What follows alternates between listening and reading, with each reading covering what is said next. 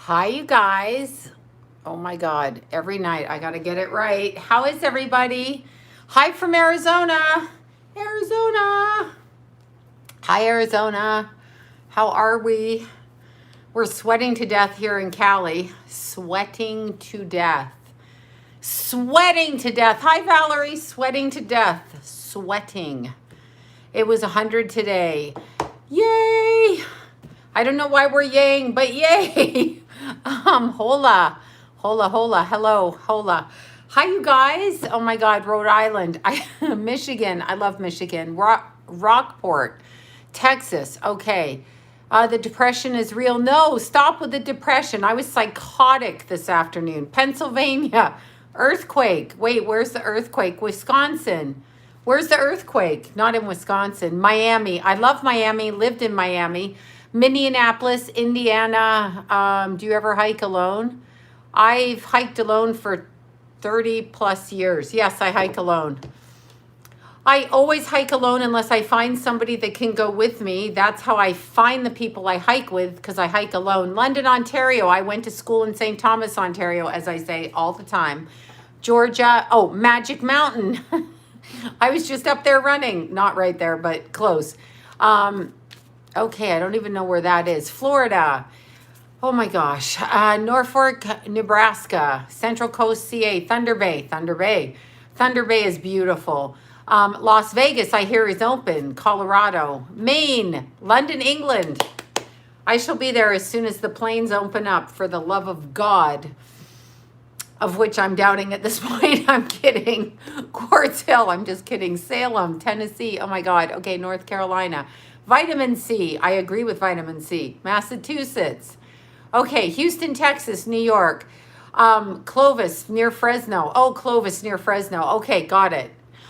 Port Hope, Ontario. I absolutely know where Port Hope is. West Palm Beach, beautiful. Mississippi and Scotland, very nice. Queensland, Australia. San Diego, Australia, Alabama. Cuban sister in Florida. My Cuban people. I'm the Canadian Cuban. Jacksonville, Florida, of course. Fresno. Yes, my top. Okay, seriously, I will tell you guys, this cute little top, I have to stand up. See this cute little top? I got it, I don't know, 4 years ago, and I got 4 of them because I'm OCD that way, and I got it from Forever 21. Literally 12 bucks a top, but I got 4. So when I see it, I like it. That's right. Okay, you guys, that's what happened. All right, so I know, super cute. It was Forever 21.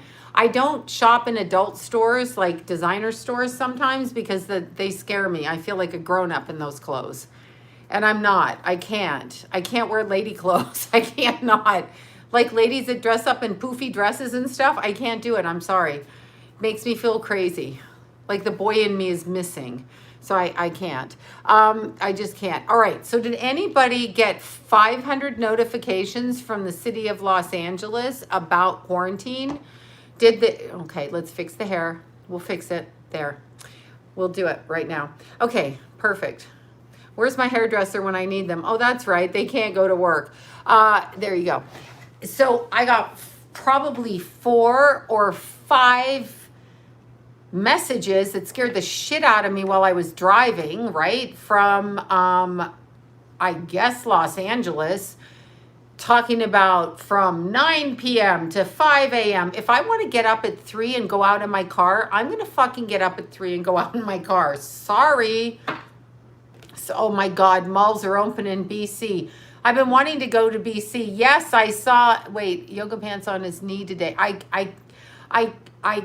can't watch him. I feel like I'm going to stutter. Toronto, my people. I feel like I'm going to stutter when I watch that man. Seriously.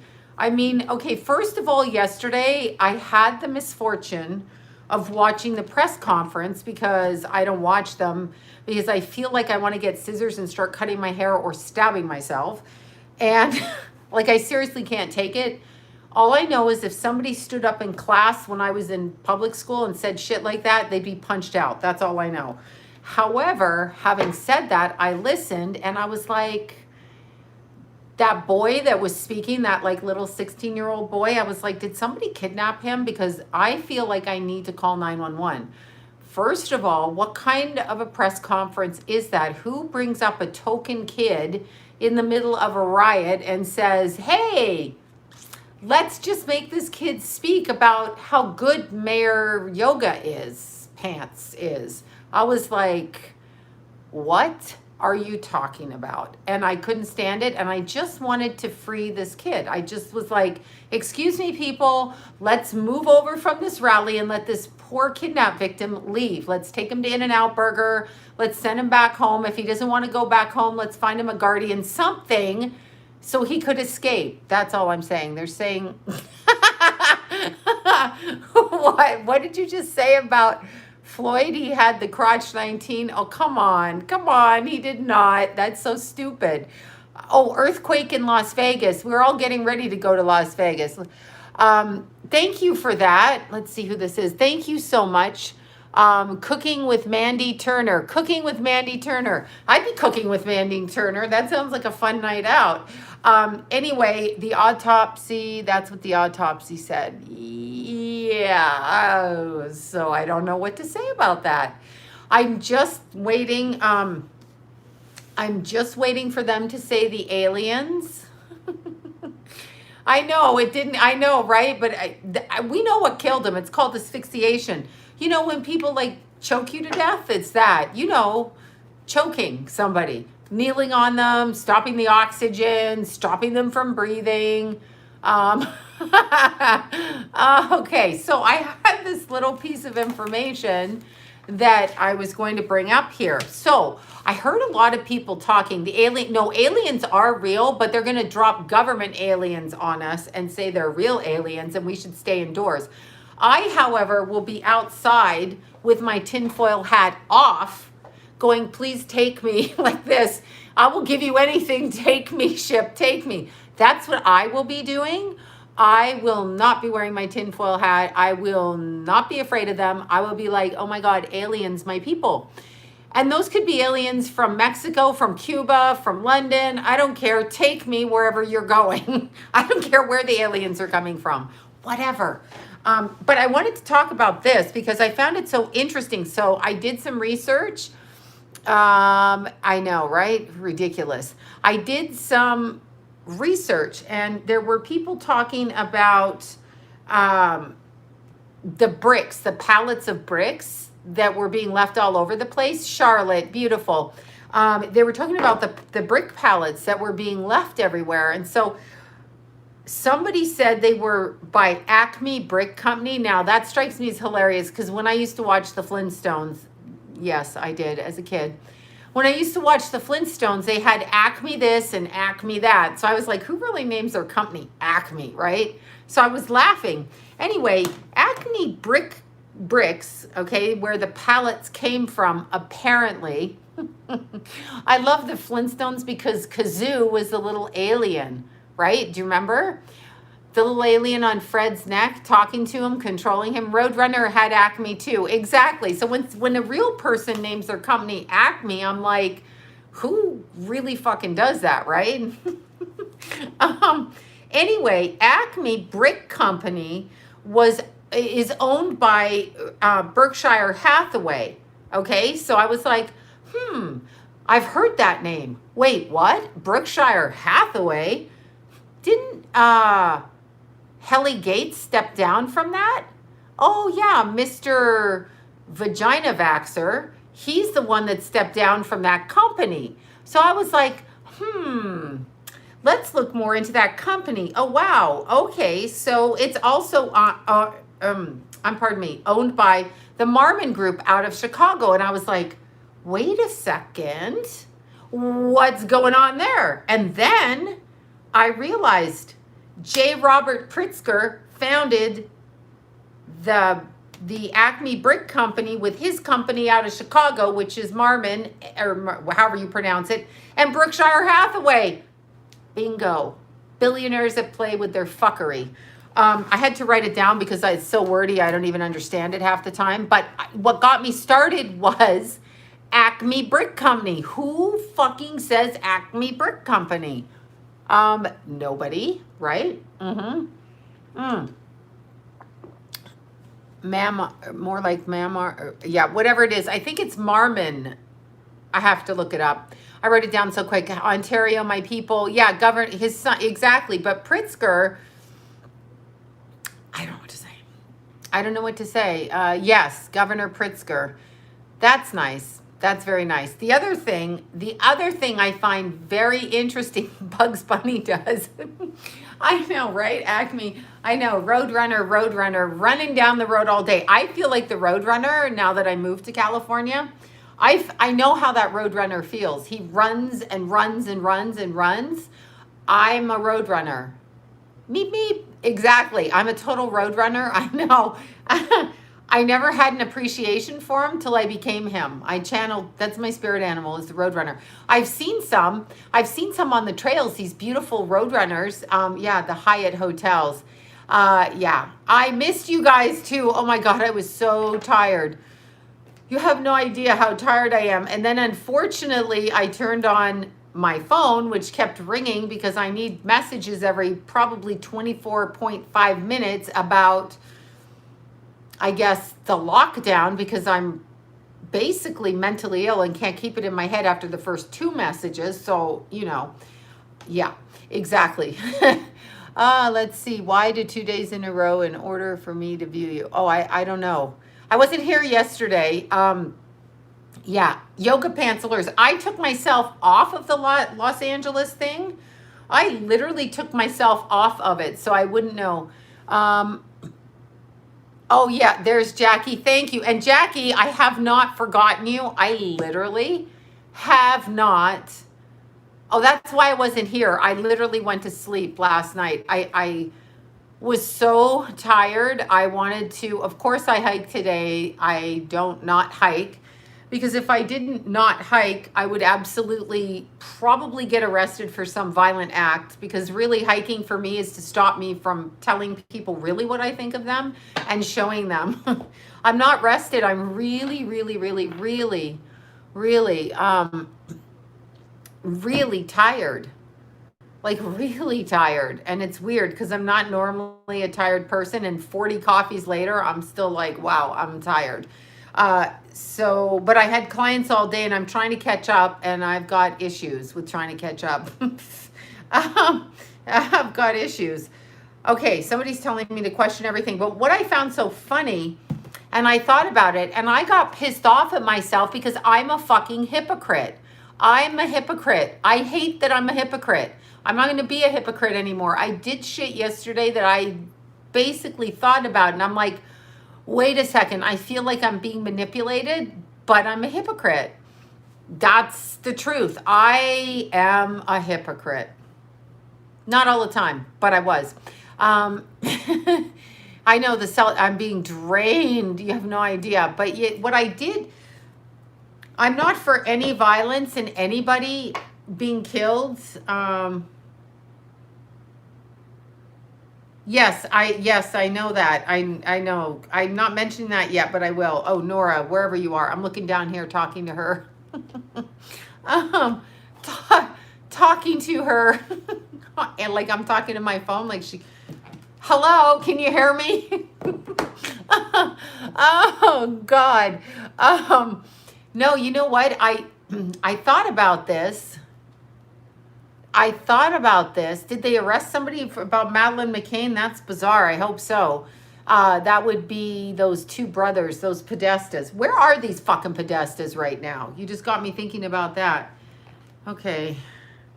Hold on here. I'm getting a message from Neil now.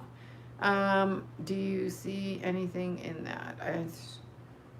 Okay, I'm sorry, but kept deleting my posts. See, everybody's blowing my stuff up. Hi. I'll message you back. I'm YouTubing live. Hi, Neil.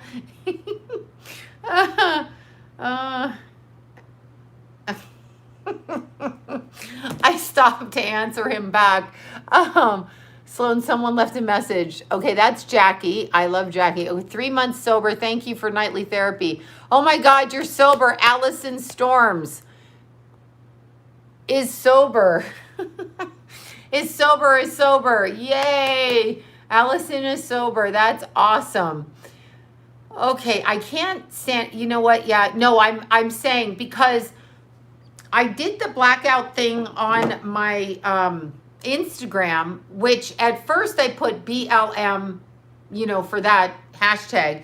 And people told me, no, don't use it because of this, that, and the other. And I'm like, I feel like you're telling me what to do, but I did what they told me what to do. And now I'm pissed off at myself for listening because I should have just put the post up the way I wanted it to be because they're my posts.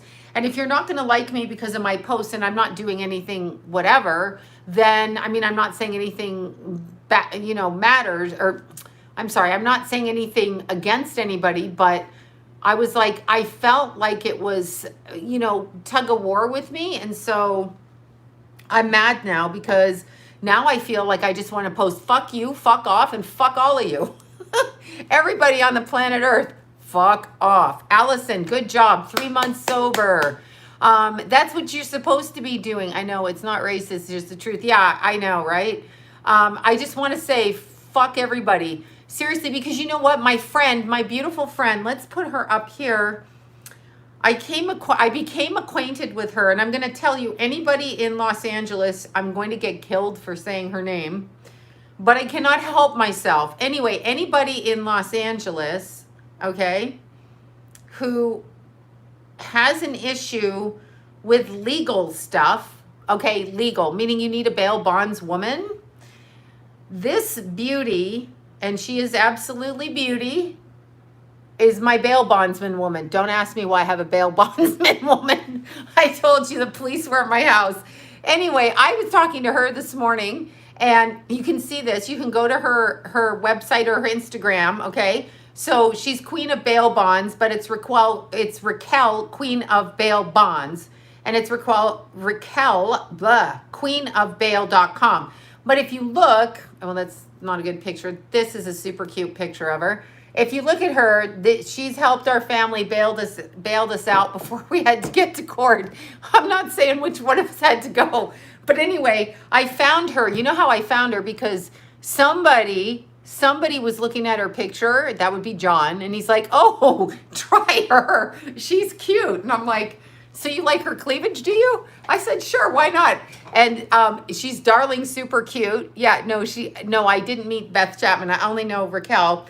But anyway, we were talking, and she had such a good point this morning about, did you feel the earthquake in LA? No, I will look that up. She had such a good point, though, and I thought I would bring it up about cages at the border with the Hispanic people, the Mexican people at the border, and they're still stuck. They're still stuck. Let's see, Paul, someone that pays your bail if you're incarcerated. Yes, if somebody in your family ends up in jail, and you're in Los Angeles, she'll show up because she showed up in the middle of the night for us. Not saying which family member, y'all. Not saying which family member. But we had to bail a little bastard out anyway.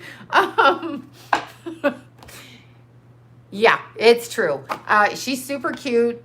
But she was mentioning, and it's a very good point, with all of the focus going in one direction, okay, all of the focus going in one direction, what about the Hispanic people that are caught at the border and caged? Like, what is happening with these people? We just dropped all these people and we didn't, do anything about it. Why? Why did we not do this? I'm seriously asking, and she had a very good point, not that people should be like running the border or anything, not about that.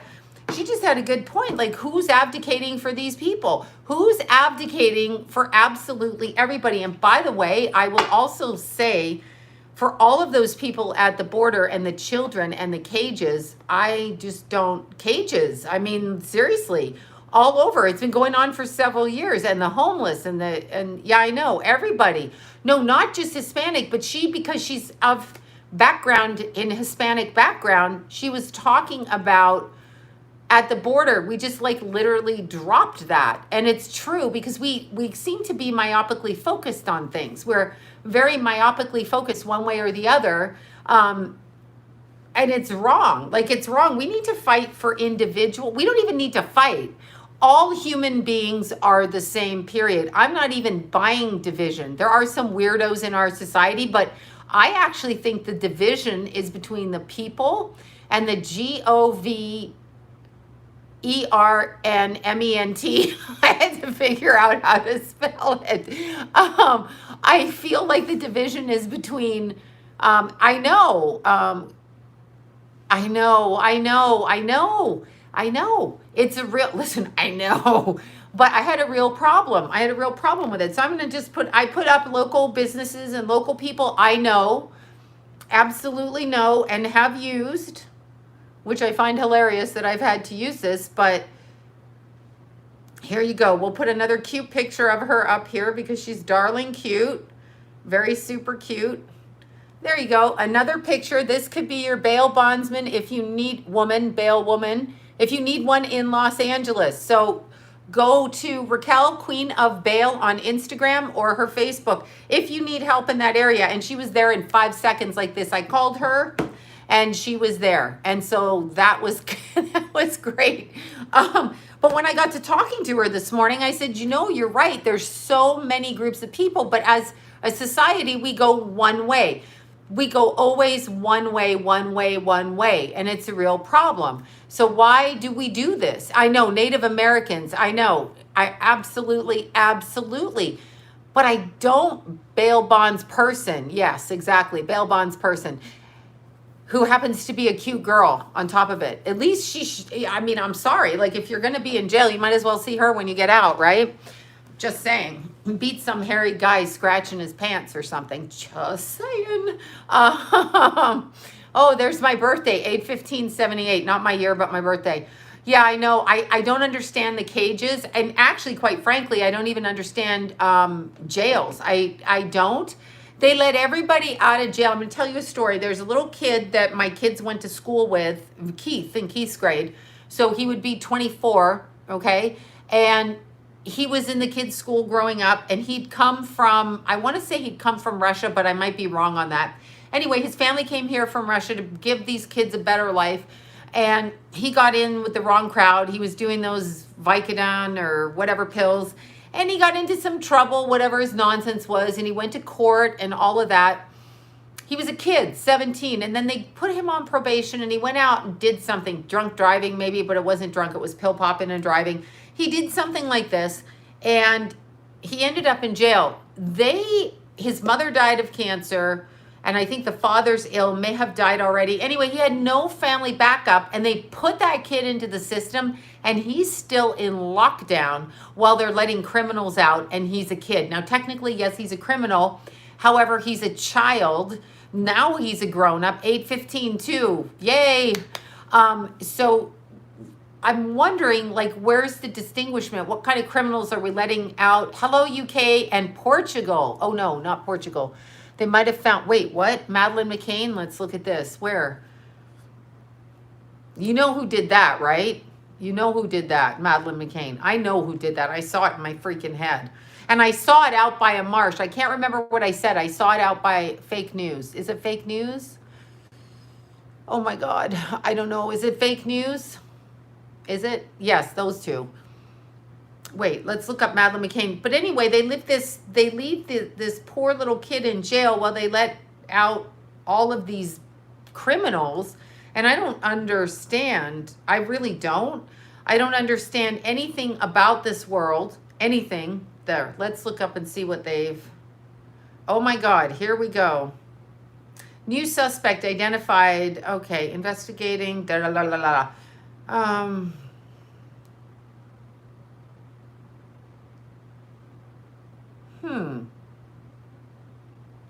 He's being investigated for possible murder in connection to Madeleine, or to the McCann office.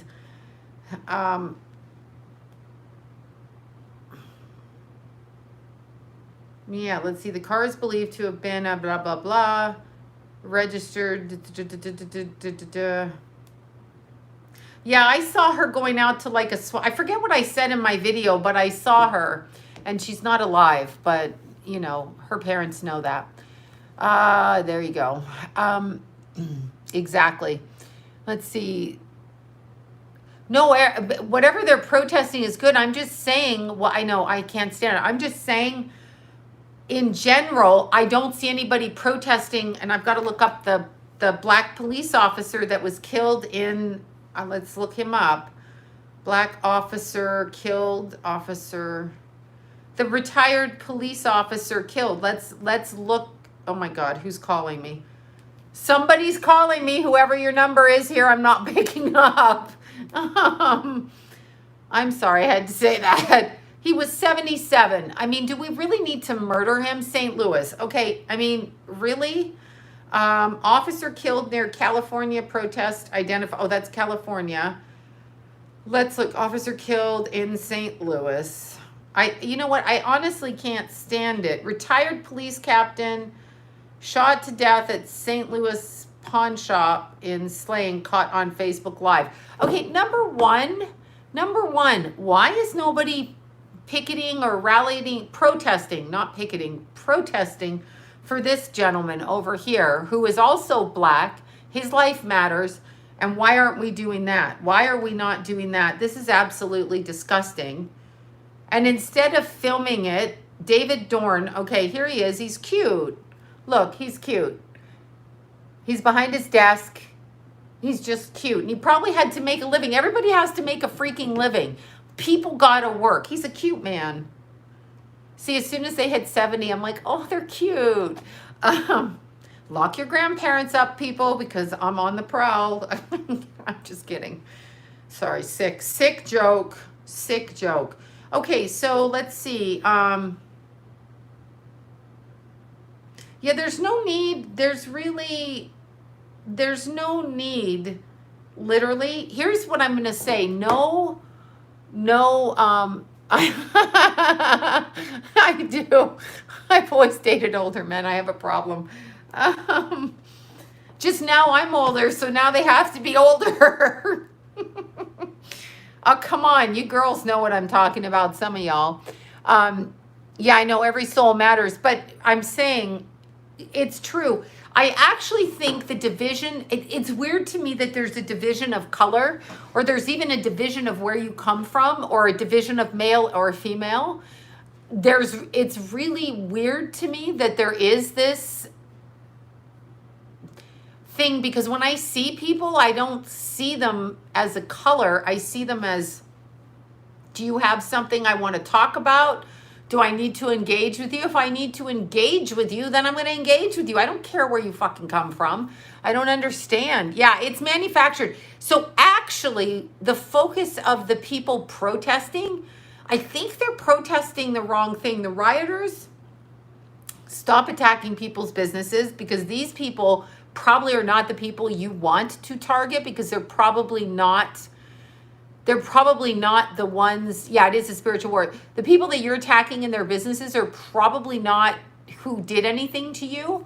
They're probably really not. So why do you need to bring their businesses down? I really feel if you have a need to protest, you can protest any way you want, but should you have a need to protest, maybe go to the Capitol building, the tax building, each of your city town buildings, like your city hall, your Congress buildings, the police stations outside of your cities, and maybe go after governmental things. Because to me, the government is the one that's the problem, not the actual people. Just saying. And then I was talking to my friend Omarion tonight, on the text, because again, I was putting makeup on, so I was like, okay, let me do this. Let's see.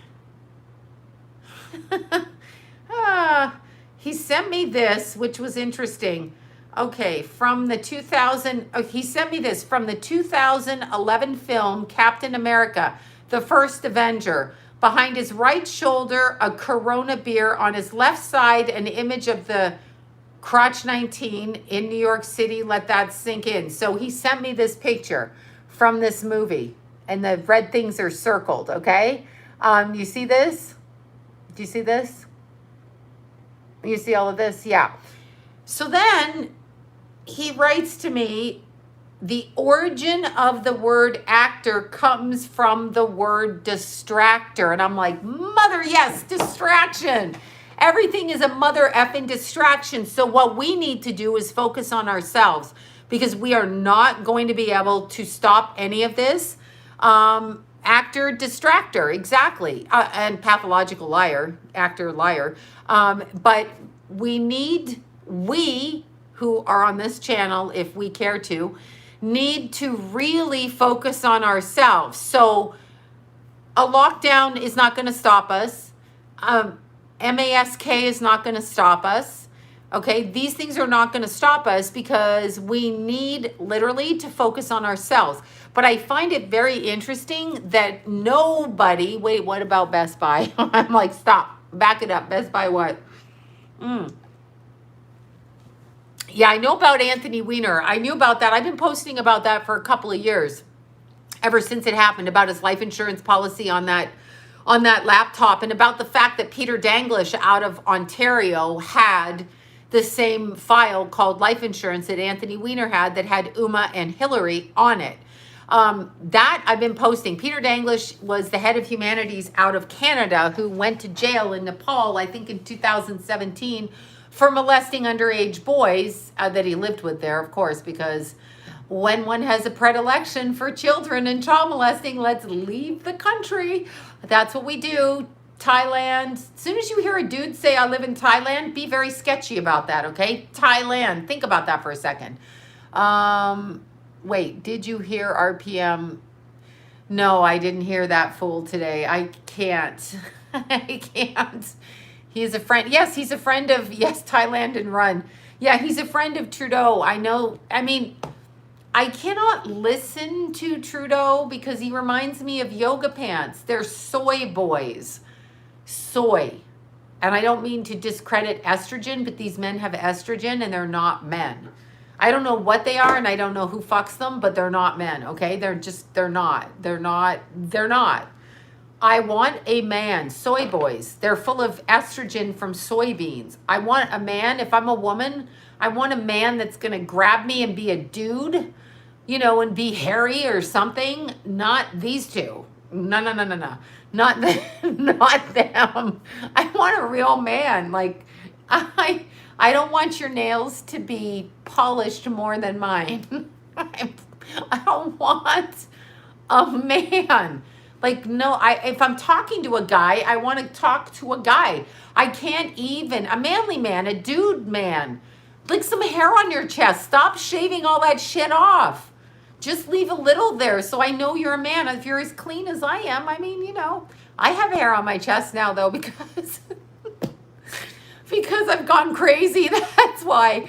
I know, a soy boy, Sean Connery. Well, I really like Sean Connery till he said, sometimes you just got to slap your women around. I was like, whoa, that's a little bit much, Sean Connery, from that one. I was like, back it up. But Sean Connery back in the day, beautiful. Quirky Virgo, but beautiful. Let's look up young Sean Connery because he was super cute and Virgo-ish. But see, Virgos will say, no, don't say yuck to him. He was cute. Yeah, but till he said you had to smack your wife around. I was like, why are you saying that on camera? Like, what are you saying on camera when you say that shit, right? Yeah, let's see. Sean Connery.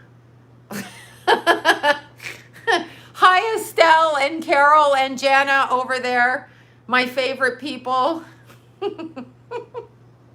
Oh, God. Estelle's like Sean Connery. No, but seriously, Sean Connery was a good-looking man until he opened his mouth midlife. Probably when he got to be over 50 or 60, he got the cranky pants in him. And so he's like, I'm going to shut this bitch up. I'm just going to tell everybody I smack her around. Like, he really said that. I was like, whoa. No. I mean, you know, if you're going to have a little bit of rough sex, that's one thing. But you can't go out saying, you know, I think I'm going to beat my wife. Oh, yeah. Well, I don't know what to say about Ellen. I never liked Ellen. I never liked Ellen, and I never watched Ellen. Okay? Never. I kind of find Sean Connery cute when he's like, I always liked him, and now you just ruined it for me. No, Estelle, we can overlook that. I know, Estelle, wherever she is over there, she likes older men too. And she's also a Leo. But Sean Connery was a very good-looking man, but he's a Virgo. Virgo is Mercury ruled, okay? Virgo, I know. Virgo is Mercury ruled, and mercurial people, Virgos or Geminis, will spout off at the mouth and say stupid shit. So I'm assuming he said stupid shit. That's what I'm assuming. Okay, let's find young Sean Connery. Handsome, let's see. Are we still, yes, and why shouldn't, I know George Clooney's not gay. I mean, straight. I just said it, not gay. He's not straight. Yeah, no, he never has been. I'm telling you, I knew Clooney's quote read for women who actually, when they stood up, looked like they could have been men from behind. Where the hell, look, I'm looking for this. Okay, Sean Connery.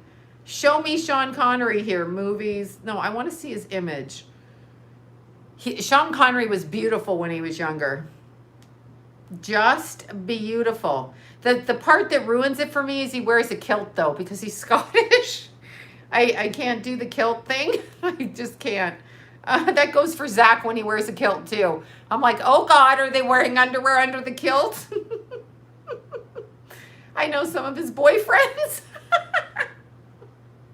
Exactly. I know, right? I can't find, why is my phone not pulling up Sean Connery pictures? Yeah, boyfriends dressed as women wearing skirts, right? I'm talking about Clooney, not Connery. I'm really not. I'm talking about, okay, hold on. We're going to find this picture. I'm wasting my time. This makes me crazy. I cannot think. Images. Well, the ones paid to attend his events. Exactly. Okay, here's young Sean Connery, which would have been way before any of us were born, okay? George Clooney's wife is beautiful. Okay, Walter, you are joking, right? I mean, no offense to her, but she's a dude. So there you go. Now, I kind of like Sean Connery when he's getting... I kind of like Sean Connery when he's getting older. Because, you know, I got that problem. So when he's hitting his 60s, I'm like, he is fine looking. I kind of like this look. He's probably not even 50 here, really, but I like this. Depends on who's wearing the kilt. Well, it's fun, like if you're at home and you don't want them wearing underwear, but I always wonder when I see men outside. One time I was hiking and this guy in Burbank came up in a kilt and I was like, whoa, dude, are you going to flash me? Because there used to be a flasher on the hill, but he had shorts on. So he used to pull his shorts up and down. The eyebrows. I know. He had good eyebrows. He did. I thought he was beautiful. Let's find older. And he was, yeah, I mean, I thought he was beautiful. Something very sexy about him in a very quirky, kind of abusive way. After he made that comment, I can't get it out of my head. See, now I'm partial to him here. This is me. Yes, that's right. That is correct. I am partial to that. I think he's a beautiful man. Sorry. But when he opens that mouth of his, he goes all Virgo. And I'm like, no, no, no. I said that too. He looks better older. Yeah, I know. You know what I like? Sometimes even like when I look, he was handsome. I know. Oh, there you go. Orangeville, Ontario. Every weekend with my dad to the hardware store from Honeywood, Ontario. We drove to Orangeville. And Blue Mountain in the winter. And then there was Mansfield. So you know I know. Right. Wait, I'm a Virgo. No, not all. Perth, Ontario. I have no idea if JFK is still alive. I doubt he would have done the whole integral. I'm up in a plane and I'm going to drive and crash it into the ocean. How hot is Brad Pitt? Well, yes, I don't like Brad Pitt though. Love Blue Mountain. I used to ride the slide ride, the carpet rides down Blue Mountain. You know what I'm talking about on the thing, the go-kart thing. And in the winter, the skiing and Mansfield. You know, I know you Canadians know what I'm talking about. Yes, Robert Redford. Robert Redford is beautiful as he gets older, as that baby face goes away, and then you see the maturity and the wisdom in a face. So Robert Redford, but he is in his 80s and he is dating somebody younger than me. So there's no hope for us to get to Robert Redford, just saying. Paul Newman was beautiful, but he was very short. He too was gay, by the way. And I'm going to tell you who told me that. One of my friends who I met hiking. Okay, no, he is. Paul Newman was gay. I know he was married. That was his beard. That's beard. Get used to it in Hollywood. Hello, beard. Now, I loved Marlon Brando. Stella. Loved it until I found out that he slept with Richard Pryor. And now my head is fucked up for the rest of my life. I cannot even go there. I don't even understand that. Help me understand that. I can't. I can't even. I'm like, no. What is that? Richard Pryor, Marlon Brando. Richard Pryor, Marlon Brando. Together in bed. Oh, God. Wait, she showed a photo. I just texted. Oh, God. Okay, so Paul Newman, my friend, worked on, I think, that movie with Paul Newman and the little one, Tom Cruise, who's shorter than me, by the way. But anyway, he worked on a movie with she worked on a movie with them. She's very well known in the industry. She's a huge set designer. She's won awards. I'm not going to mention it. I've mentioned it before. Anyway, she's the one that ruined Paul Newman for me. No, not fat Marlon. Skinny Marlon. Marlon was always like fleshy. He was never, oh, there's Cranbrook, BC, next to Kimberly. Wait, things going down very soon. Yeah, I know they keep saying things going down very soon. I don't believe any of it. What I do know is apparently we've let them take over our entire life. We are listening to a government which is supposed to work for the people and does not. Brando was gay with about all the men in Hollywood. Oh my God. Well, Brando was hot, but he also had what? 13 kids by 7 wives or some bullshit like this. Oh God, I can't listen to any more people with Marlon Brando. Yeah, I know. Paul Newman was beautiful, but he was really, he was another one. I don't like, they say Tom Cruise is 5'6", and I'm 6'1", just so you know. Exactly. I'm 6'1", but they're not going to get Sam Elliott, beautiful. Thank you, Carol. Sam Elliott, beautiful. Lots of bisexual in Hollywood. I'm going to explain that. Cary Grant. Cary Grant tried to pick a friend of mine up who worked for him. An old Cary Grant, like, older Cary Grant. Exactly. No, Brando was in Aries. Brando's April 3rd. He's April 3rd, Pisces moon, and I want to say Sag rising. God, now you're going to make me look it up. Brando was Aries, April 3rd. Oh my God, somebody texted they're getting Starbucks now. Excuse me. Excuse me. I want Starbucks, Carol. Brando was beautiful. No, Brando was messed up, but you're going to be messed up. You're going to be, Mel Gibson. Now, Mel Gibson is an interesting guy. That girlfriend of Mel Gibson's, very, very interesting, okay? Who just said Tom is still cute, gay or not? Tom Cruise? No. He's not cute to me, but you're entitled to your opinion. That's a lot of kids. I know. The Color of Money, Newman and Cruise. There you go, that one. Yeah, she worked on that one. Tom Cruise, Tom, you mean Brady Hardy, whichever one. Okay, let's see. Mel Gibson was beautiful, and I absolutely love that people tape Mel Gibson in a complete rant from hell.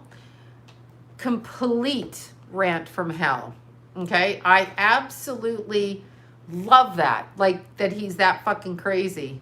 Brenda's sending me a picture of her dad in a kilt. I can't go there, Brenda.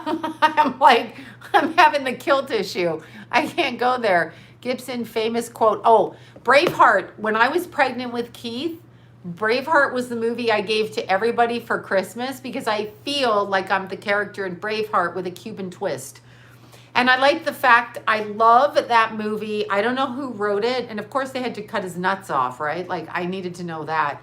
But what I love in that movie is he makes out with the queen or the princess, whatever she was, and they love each other. And I fucking love that. And then she gets pregnant by him and she tells that king that his son, the gay son, is not the father. And then like she basically is fucking killing the king by telling him that. Such a good plot twist. That king was so British, basically. Yeah, Steven Tyler, I gotta agree with you. Exactly. Wait, they cut his nuts. Yeah, no, we didn't see them cut his privates off, but I love the word freedom. Like that's the battle cry. And still they're not free, but it's a great movie. It's a great movie. And Mel Gibson spent a lot of his Longshanks. Yeah, I love that scene. I love when he loves the queen though. Like that kind of passion, but he's got a mission, so he's not distracted by the sex. He has sex, he knocks her up, and he loves her since his wife died and they raped his wife. He loves this queen, but he doesn't get distracted. He's like, nope, I'm going over here and I'm going to do my mission. That's a warrior, not getting distracted by the vajayjay. Okay, Amel Clooney is a man. I believe she is. That's not nice of me to say. I don't know. Mel Gibson looks old now because he is old now. Because he is old, okay? Cary Grant was gorgeous. I mean, he did a lot of LSD, North by Northwest, Arsenic and Old Lace. I find these things freaking funny, these movies. Those are old movies that are really, really good. Yeah, Cary Grant, interesting man, used to live over in the equestrian center, not the equestrian area of Burbank, and still lives somewhere around there as he got, it's okay, she's a man. John Ritter, yeah. John Ritter, Alan Thicke, let's see.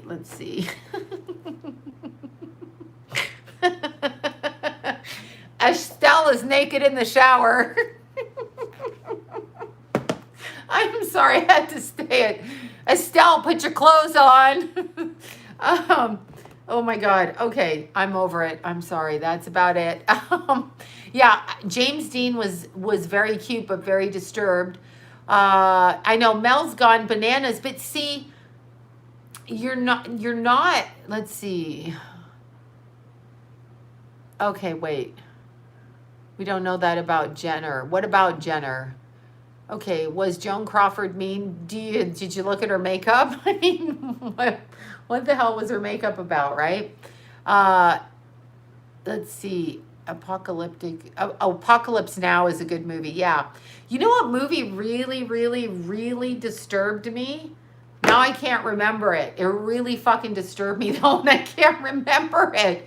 Oh my God, what war movie was Charlie Sheen in? What movie was that? God, you know the one I'm talking about. What was that? Yeah, no, she did set him up. She set him up completely. What was that movie? No, not The Exorcist. Mel Gibson. No, not Full Metal. Platoon. That movie really, really, really. Why did James Dean never sleep? He was on meth? I'm just asking. Yeah, Platoon. Platoon really creeped me out. Like, it really creeped me out. Oh, The Deer Hunter I cannot watch. Oh, my God. I know. I've worked with Charlie Sheen on the parties. The rap parties with Charlie Sheen's people. I mean, he's nice there. And when he stands there, you can see you can read the energy off him, and it's contained like he's in a cube. And he's very handsome in person. I do not like Charlie Sheen, by the way. Oh, God, there I said it all over the YouTube. Please don't hire me again to do your rap parties because I don't like you. No, I'm kidding. What I'm saying is I don't like what I've observed from the behavior. Well, definitely is. But in person, he's quite good looking. Like, I was shocked. He does not, he's like, how do I want to word it? He does not photograph as well as he looks in person. He literally is he cuts quite a nice suit. He's good looking. And he always has a beautiful woman with him who I figure is a paid date. But he's not a nice person. Him and Nicholson do the same things. Oh my God. No, they do the same things to their hooker girlfriends. So Nicholson, because I had a couple of Nicholson's ex-paid women clients, and Sheen and him do the same thing. They beat the crap out of them and then they pay to fix it. I'm going to pay to fix it. I'm going to pay to fix it. I do not like Ryan Gosling for some reason. He strikes me as devoid of something. I can't read his energy, so he bothers me. And his wife, didn't he marry, I forgot her name. His wife used to work at Hot Dog on a Stick in Glendale with two friends of mine, and I can't remember her name. The cute one, you know who I mean. No, not Eva Longoria. Eva Mendes, thank you. Used to work with my running buddy and our neighbors, actually. They worked with her in wherever the hell. Burbank, Hot Dog on a Stick. True story. They all wore their little striped outfit, gave away, sold hot dogs and lemonade, and then she went into acting. Yeah, Eva Mendes, and my two friends went into school teaching. Yeah, Jack Nicholson, I'm just not a fan. I'm very much a fan of him. Yeah, Platoon was so disturbing. I can't watch that. I'm sure Ryan Gosling is Canadian. Something is missing from his energy that I cannot see. So that's what freaks me out. Eva Mendes is beautiful. Yeah, Jack Nicholson is strange. Well, Nicholson was raised, if I'm correct, now I may have my stories wrong, so somebody can Google it, but Nicholson was raised by his grandmother, and his sister was actually his mother. Ed O'Neill went to school with a friend of mine. You're talking about Married with Children, right? Ed O'Neill? Who went to a school was in a class out of Florida with a friend of mine. Exactly. Yeah, exactly. Weird. What the hell was I going to say? Now I just went out of my head.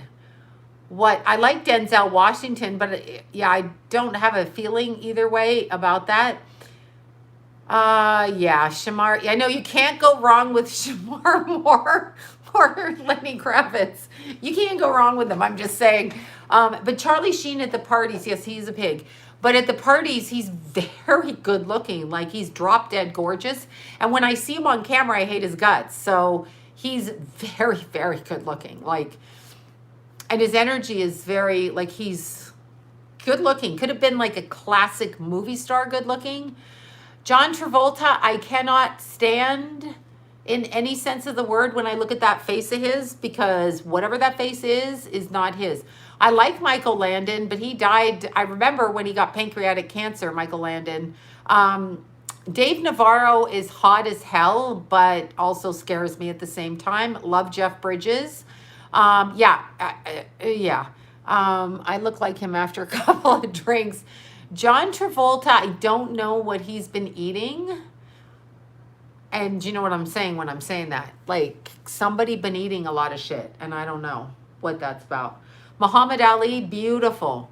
I told you I had a friend, and in fact, Psychic Deanna went to Muhammad Ali's birthday party. Now I'm talking, it had to be in the early 2000s, with her client friend who was visiting with Muhammad Ali from Italy, Italian porn star girl. They went to Muhammad Ali's birthday party. So Deanna actually got to meet Muhammad Ali back then, but it's like in the early 2000s.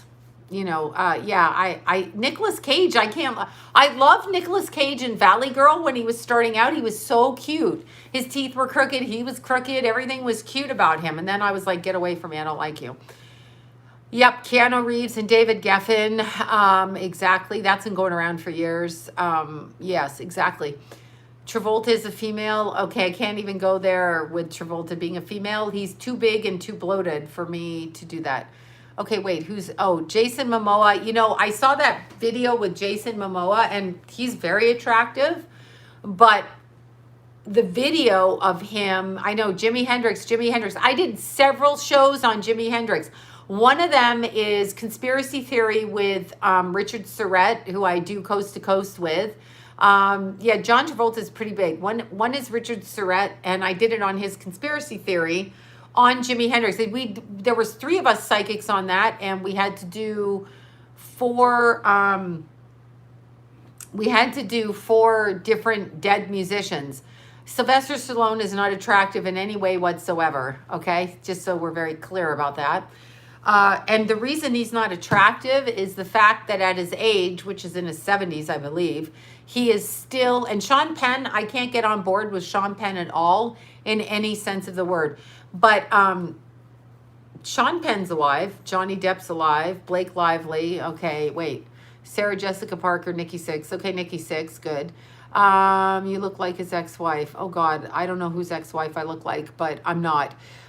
Sean Penn, well, I don't think Eva Mendes is a man. She didn't look like a man. Robert Downey Jr., yeah, less than 0. Chris Penn, didn't Chris Penn die? No, one of the Penns died. One of somebody died. I don't know.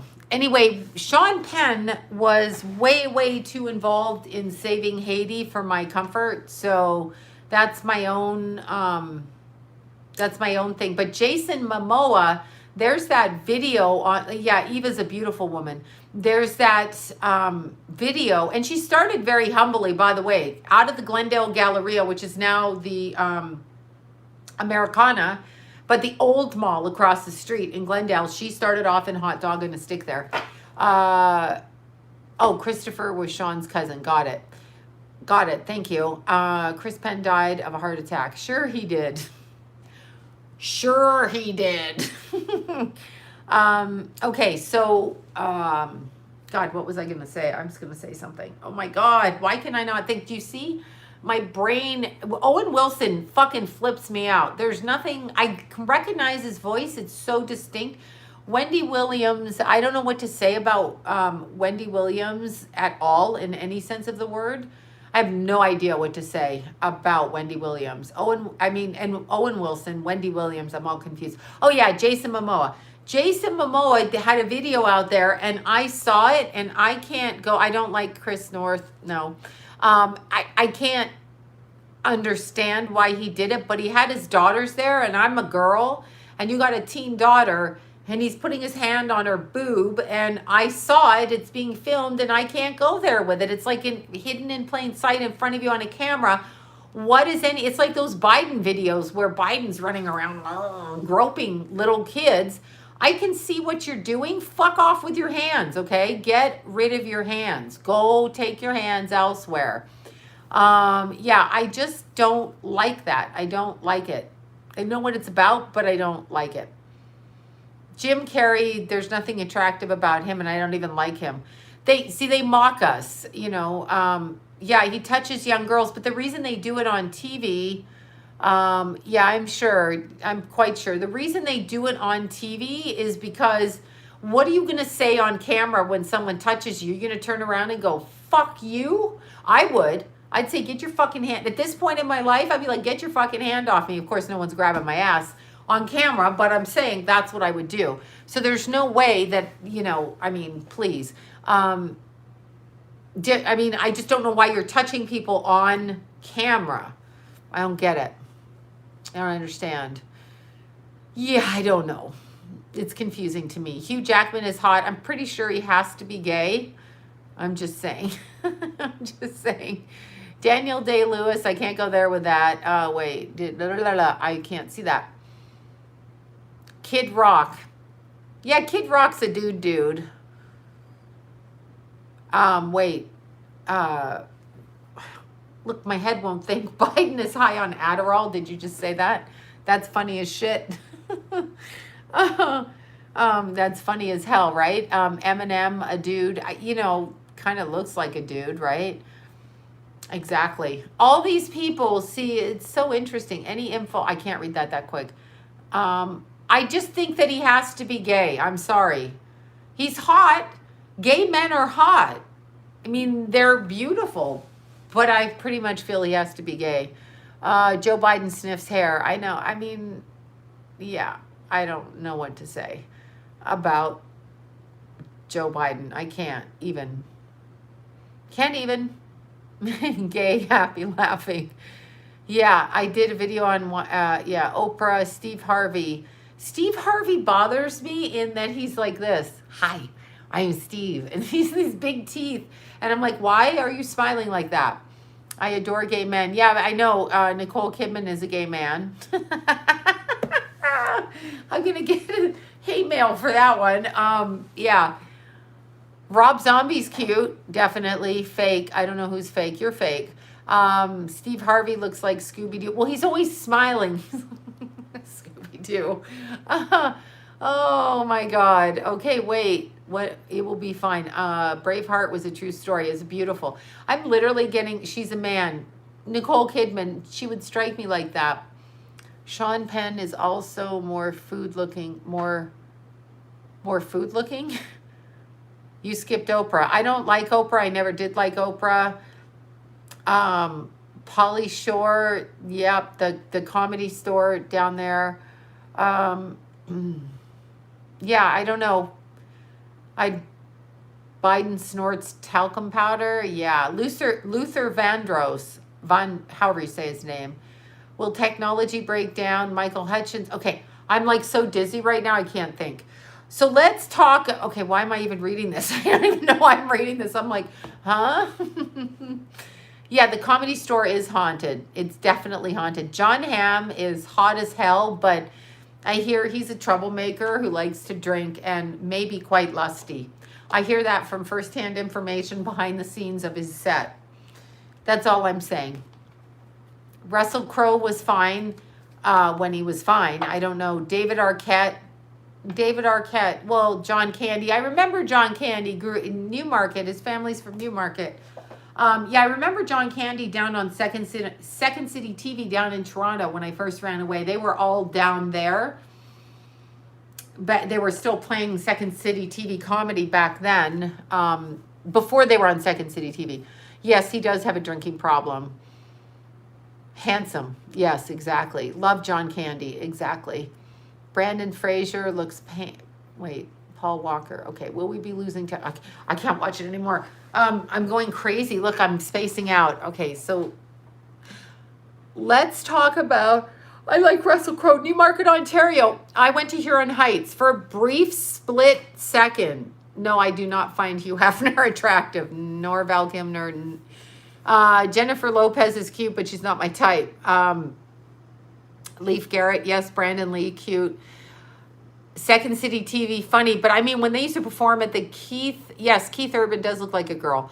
When they used to perform at the comedy clubs down in Toronto, and I can't even think what club that was or what street it's on. See, I've lost my mind, okay?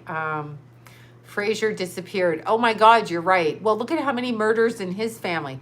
How many dead? Gordon Lightfoot. Shit, you're the second person. I was at the airport on the weekend and somebody was singing his song. I went to school with Gordon Lightfoot's kids for a brief second in Toronto.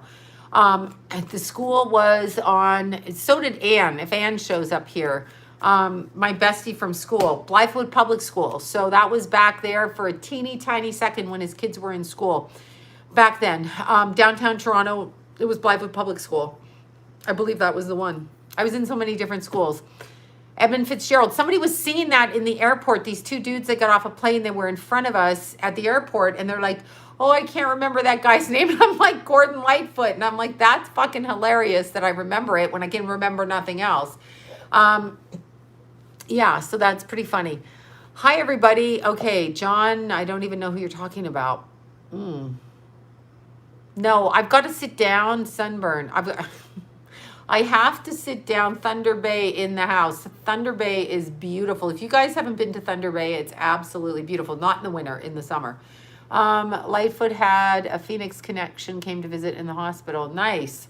Bryan Adams. Yes, I love it. You know, Bryan Adams' voice is so distinct. It's haunting to me. When I hear Bryan Adams sing, I immediately get sad. Like, it's haunting.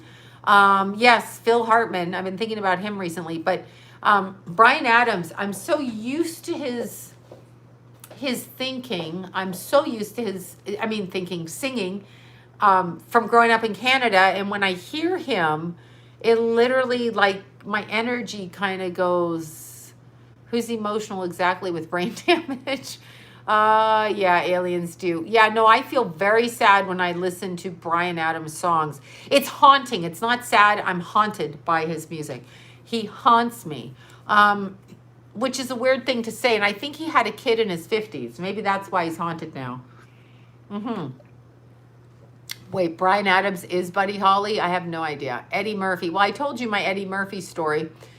Beautiful, talented Canadian, cuts like a knife. Exactly. But his tone of voice and the octave is very, very haunting.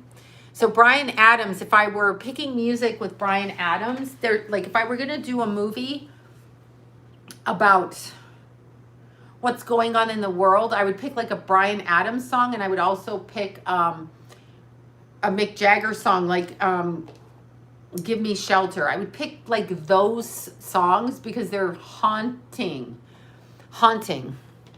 Bryan Adams had a kid with his manager. Okay. Waylon Jennings. All right, we haven't brought up Wild Horses. Exactly. My son looks like Keanu. Awesome. Phil Collins. I dislike Phil Collins. I mean, not for any reason. He's talented. It's just my brother played his music over and over and over and over ad nauseum. So I cannot listen to it. I literally can't. Yeah. Well, no, really. Fred Astaire. Yeah, I don't know what to say. Shakira. Kashmir. Exactly. Okay, let's see. I don't even know. Wait, who's Phyllis Hyman? I'm like totally. Wait, Jimmy Buffett. Did Jimmy Buffett die? Why am I all messed up? What happened to Jimmy Buffett? Randy Travis went out. Is Randy Travis dead or is he still drunk? I don't know. Didn't he go naked and drunk in his car? Which I love that you get in your car naked. That's like one of my favorite things. That you get in your fucking car naked and drive around drunk and think that that's going to be an okay thing. He's dead. Oh, shoot. Did he get caught? Did someone shoot him for drinking and driving? Wish we were here in 69. Okay, Randy Travis had... Okay. I've never picked up on Elvis Presley. Never. Let's see. Sloan or Scorpions, good lovers. And this is coming from a woman about a man. Nah. So, well, okay. Sorry. Jesus. Shut up, Sloan. I'm giving away information here. Okay. No, he is alive. Okay. Jimmy Hoffa. Okay. So Scorpio is a sign of sex, but it's also the sign of power. So they use sex to gain power. It doesn't necessarily mean they're good at sex. However, you're either good at sex or you're not. Doesn't matter what your sign is. Either you can do it or you can't do it. You can do it or you can't. You can or you can't. That's how I'm going to look at sex. You can or you can't. I prefer to be on the team of people I know that can. I'm lucky. The men I know can and will do what they're told in bed. Oh boy, did I say that? That's right, I did say that. Randy Travis had a stroke. Okay, Cyndi Lauper. Wait, your birth time changes your rising sign. You have to know your birth time.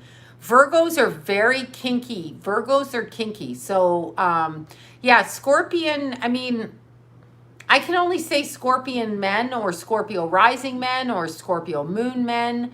But Scorpio... I think if they're interested in their subject, they're good. Scorpio talk about, yeah, I know. They talk things, right? I know sometimes they don't have I don't know. It depends. It depends on which one, right? LeBron James, I don't know what you want me to say. Randy is married. Let's look up George Strait. Have no idea. Phyllis Diller pop. You're the second person that's mentioned Phyllis Diller. Who just told me to look at Phyllis Diller for some reason? What was Phyllis Diller's plastic surgery about? Thank you so much, Ashley. What was Phyllis Diller's... there's a fly in here. That's fucking annoying. Okay, I don't even know what you just said there. I'm an Aquarius. Okay, Sagittarius. George Strait is still hot. Wait, I'm looking up Randy Travis. I want to look up Randy Travis. Okay, Randy Travis. Let's look him up and see what happened to him. Didn't he date Julia Roberts, or was that... No, that was somebody else. I get so confused. It's very confusing for me. I don't know. Look at that fly. You see that fucking fly? Did another one come in here today? I left the windows open and there's a fly. I did so well. Okay, Randy Travis is a Taurus. No, I've got to look up the earthquake. Randy Travis is a Taurus. He's 61. He's a neo-traditionalist country gospel, whatever the hell that means. He's done 20 studio albums, 50 singles. Okay, that's good. His early life, let's see if he was tortured. He's one of 6 children. Okay, so whatever. No one cares. Let's see his personal life. This is more interesting. He had a 19-year marriage and business relationship. Then he married somebody else in 2015. He had some legal issues. Driving, oh, I love this. Troopers reported that they arrived to find Travis unclothed and smelling of alcohol. I love that. Unclothed. Just say naked, you motherfuckers. Okay, so he was unclothed. Unclothed. Does that mean fucking naked, assholes? And smelling of alcohol. Oh no, it was hairspray. Sorry, I sprayed some hairspray. I actually had someone say that to me that used to drink, and I'd be like, you drinking alcohol? Oh no, it's hairspray. Oh, so you're drinking hairspray? Okay, wait. The Texas Highway Patrol said that Travis crashed his car in a construction zone and they attempted to apprehend him. Travis threatened the lives of troopers. What did he threaten them with? His penis? I don't know. What? He was naked. I mean, unclothed. He was subsequently arrested for driving while intoxicated and terroristic threats against a public servant. Notice the word public servant at that time. Penile assault. You are a public servant. There you go. It's in writing. The police are public servants, people. Okay, anyway, he was bailed out for $21,000. Earlier in the same evening, just prior to the DUI arrest, he'd allegedly walked into, get a load of this one in Texas, a Tiger Mart. What is a Tiger Mart? He walked into a Tiger Mart convenience store naked. So he went shopping naked. Demanding cigarettes. I like this guy. I like him. I think I want to go meet him. Actually, he sounds like somebody I could have dated in the past. So he demanded cigarettes from the cashier. He left the store realizing he did not have any money to pay for the cigarettes because he didn't have pants on. There were no pants. Lyle Lovett, there you go. So I know, right?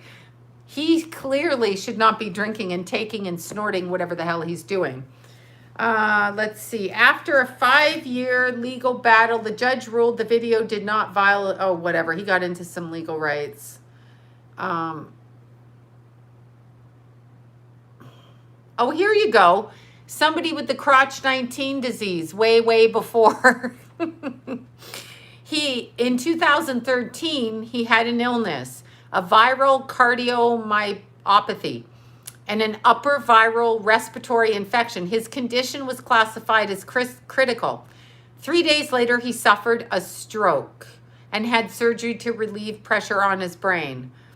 He's awake and alert, and he's fine now. So he's in Plano, Texas, and he's in physical therapy following the stroke. Anyway, he seems good.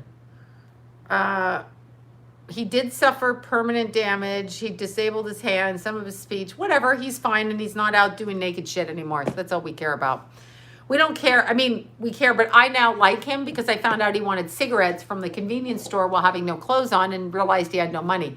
Walking in there without his clothes on, he could have, I know, right? That was back in 2013.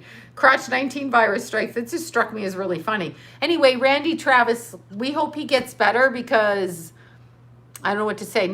He's in a wheelchair. They said he's fine. They said he's fine. Really? Okay. Maybe he's not. Then I'm sad if he's in a wheelchair because that's sad. I don't like it. Okay, wait, earthquake. Let's look that up. Earthquake. However, I got to admire his spunk. When you cross over to the other side and they're like, oh, what did you do? And you have to stand there and go over your life review. And you see yourself drunken, naked, assaulting police officers while demanding cigarettes from a Tiger Mart, of which I've never heard. I don't like that he's in a wheelchair. That's too bad. It didn't say that in the article that he's in a wheelchair. Oh, God, don't tell me he likes kids. La, la, la, la, la, la, la. As soon as he likes kids, I'm not a fan of his. Okay, earthquake in Los Angeles. Earthquake, Los Angeles. Let's see. Oh, 5.5 in Ridgecrest.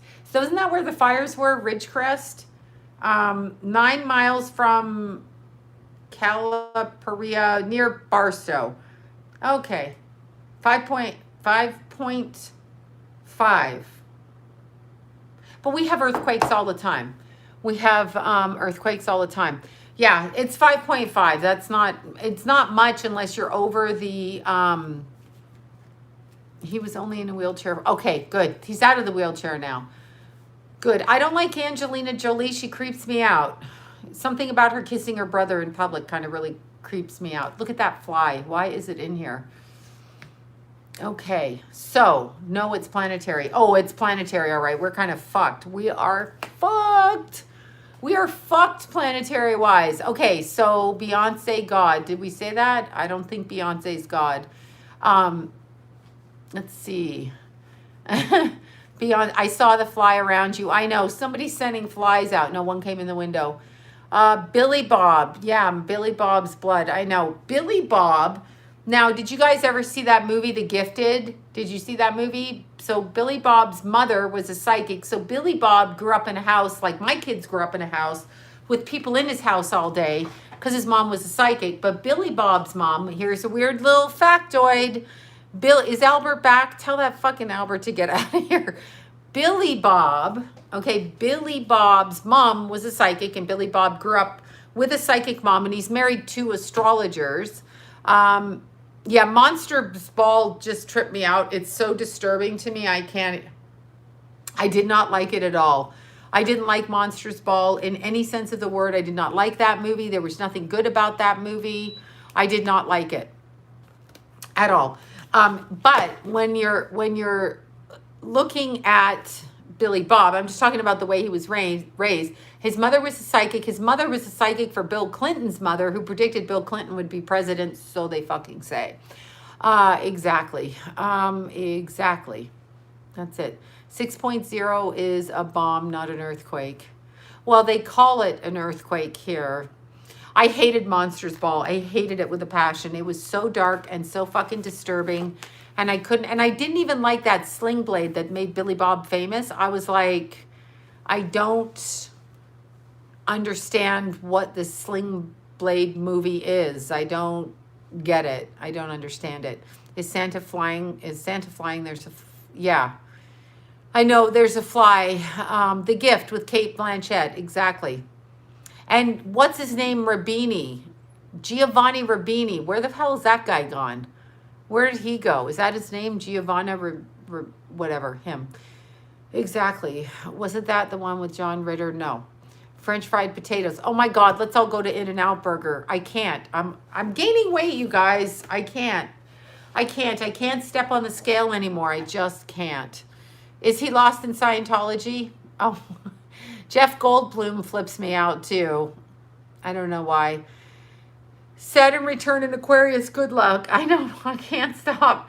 Well, they mentioned French fries, potatoes. I don't know what to say. Throw out your scale. No, I can't. No. Weigh yourself every day so you know when you get fat. You can ignore it from that point. We're a family of weighing ourselves every day. My kids weigh themselves every day. I weigh myself every day. We all weigh ourselves every day. Yeah, exactly. Oh, there's a fly. It's Jeff Goldblum. Fucking fly. Jeff Goldblum in the house. Poseidon Adventure with Shelley Winters. Jeff Goldblum in the house. It's a fly on the wall, and it's Jeff Goldblum.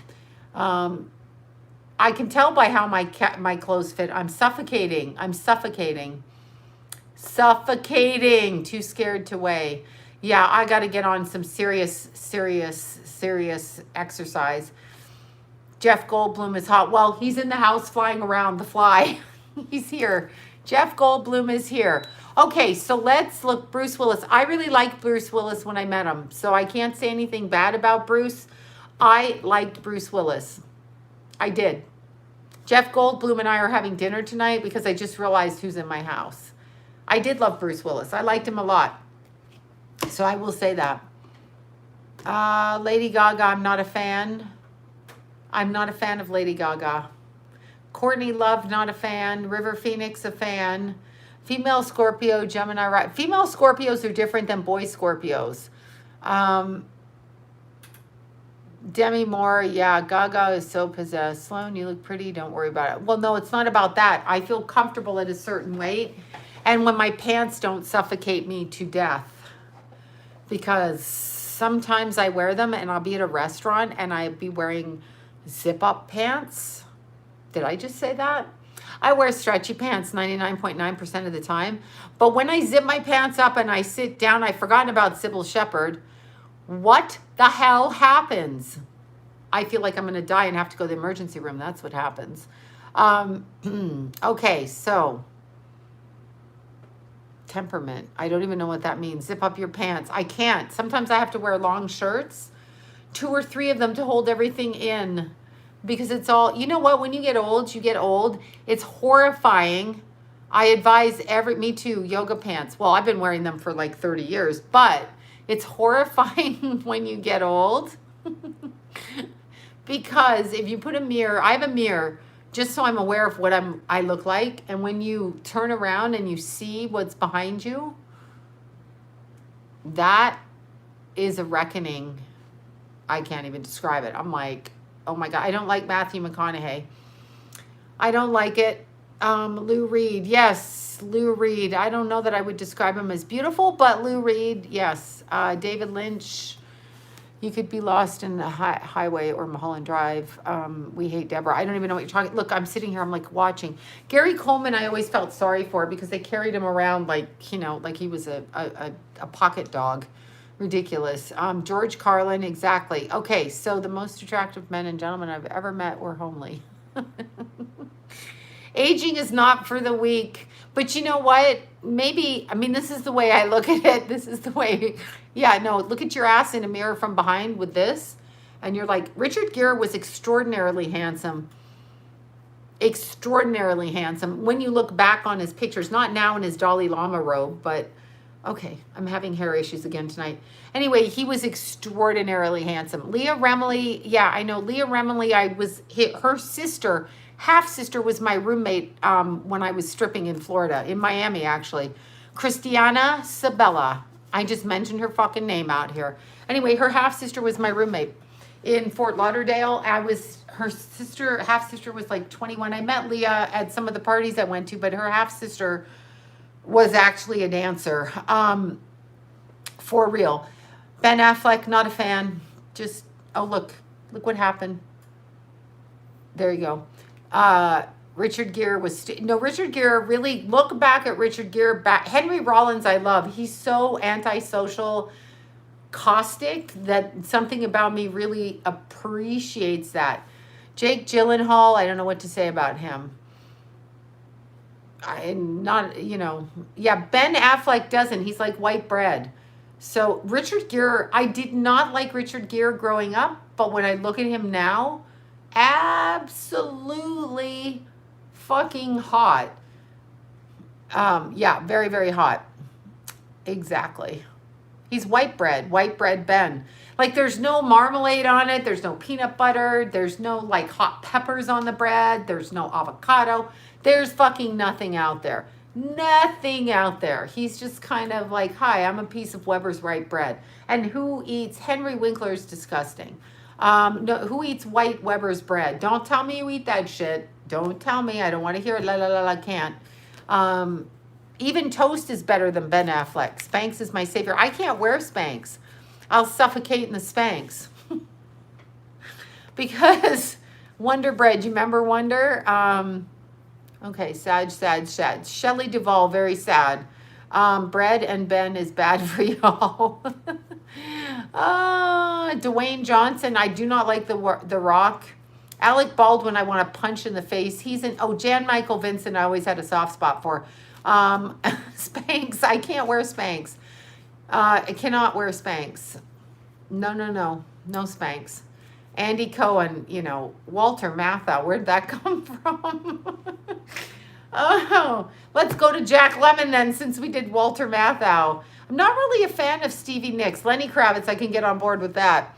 Marlon Brando, I can get on board with that. Mama Cass, I don't know what to make of Mama Cass. I mean, it's just, Emily Blunt is Emily Blunt. Yeah. Wait, Sam Elliott is a real man. Yeah, he's quiet too. I mean, the way that he speaks, he commands because he's quiet. So he's not one of these hysterical, like, he's just like, I'm going to speak and I'm going to say it softly. So you kind of know that that's good. Channeling the subject. Do you know the sex of your kids before the doctor told? Oh, yeah, I knew I was having 2 boys. Yes, Chris Christopherson, hot as hell. Not a fan of Sebastian Bach. I'm not a fan. It's not my type. Yeah, I'm late. I'm late too. I really can't even think. Oh, I was going to say about John Ritter and Alan Thicke and numerous other people. Please don't go to St. Joe's if you think you have heart problems, because you probably get misdiagnosed over there. Just saying. Oh, Paula Yates. Yeah, Peaches Geldof and Paula Yates. Yeah, I know. Channel Patrick Swayze. You guys are bossy, Channel Patrick Swayze. Oh, I'm trying. Godfrey. Okay, come on now. Oh, now I'm shuffling cards for the hell of it. Can you see my messages? Okay, Lincoln Lady, yes. I can. Wonder Bread is wonder, they call it. Again, look, my energy just goes right down. Okay, let's do the cards before I lose my energy. Columbo, let me tell you a Columbo story. Okay, there we are. What the hell was Columbo's real name? The fuck was his real name? Somebody tell me. Now I got to Google it. Drives me crazy. I do have a Columbo story, though. 2 different directions, which I'm going to tell you. I mean, who did that Columbo? TV show. Peter Falk. There you go. You guys said it before me. I'm like, Peter Falk. Okay. So back in the day, when I was just having my little pregnant with my baby Jason, and you don't want to be up there stripping and pregnant. Well, you will make a lot of money, but you just don't want to do that for the baby. So I was working at a place called the Money Tree in Toluca Lake. It's called Lucy's 54, okay? Anyway, I worked there when it was the Money Tree. The manager was Sonny, and I bugged him to get a job there. It was a jazz club. And I think me and Johnny saw Ella Fitzgerald there, if I'm correct. I wanted to work in a jazz club. So I bugged Sonny, bugged him. And finally, there was an opening. And I was the worst waitress on the planet. A, I was distracted. B, I'm ADD. And there's a whole bunch of other problems. So I worked in this restaurant. Peter Falk came in every day for lunch. And he ordered the same thing every day. The same pile 3, the same thing, okay, every day. Like, never a change. And there were always peas on his plate. I can't remember what he ordered, but it always had peas. And he had it every day. No, it wasn't a sandwich. It was a dinner.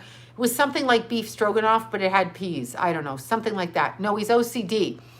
So he did the same thing. No, he did every day. He was in there every day. Jump ahead. I'm working... Me and Deanna and a bunch of us, Marilyn, psychic people are working in offices next to each other, and in comes, what the hell was his daughter's name? Hold on. In comes Peter Falk's daughter from the second wife, the adopted daughter. Okay, let's look up her name. I think it was Jennifer. I'm going to tell you something about her. Anyway, so we're all working, okay? So we're all working. Let's see. Oh, Jackie Falk. So we're all working, and guess what she does for a living? She's a fucking adopted psychic, for real, his daughter. That's the one, the court case. I think there's the birth child, And then there's the adopted child. Jackie was the adopted child. And she worked with us very briefly. And I spoke to her a few times after when they were going to court after her dad died. Okay. Lisa Rinna, I don't know. I do know that their kids went to school out in Sherman Oaks out there at the school. And I can't remember the name of it because I had a bunch of clients' kids that went to school with them. That's all I know. I don't know really anything else about that. I wish she hadn't done the lip injections. And I know that Dr. Fisher fixed her lip injections. That's what I do know. Never cared for Carrie Fisher. Like Debbie Reynolds. Exactly. Yeah, Lisa Rinna, I really don't know her. No, she doesn't have fillers. She doesn't. I'm sorry, I have no fillers today.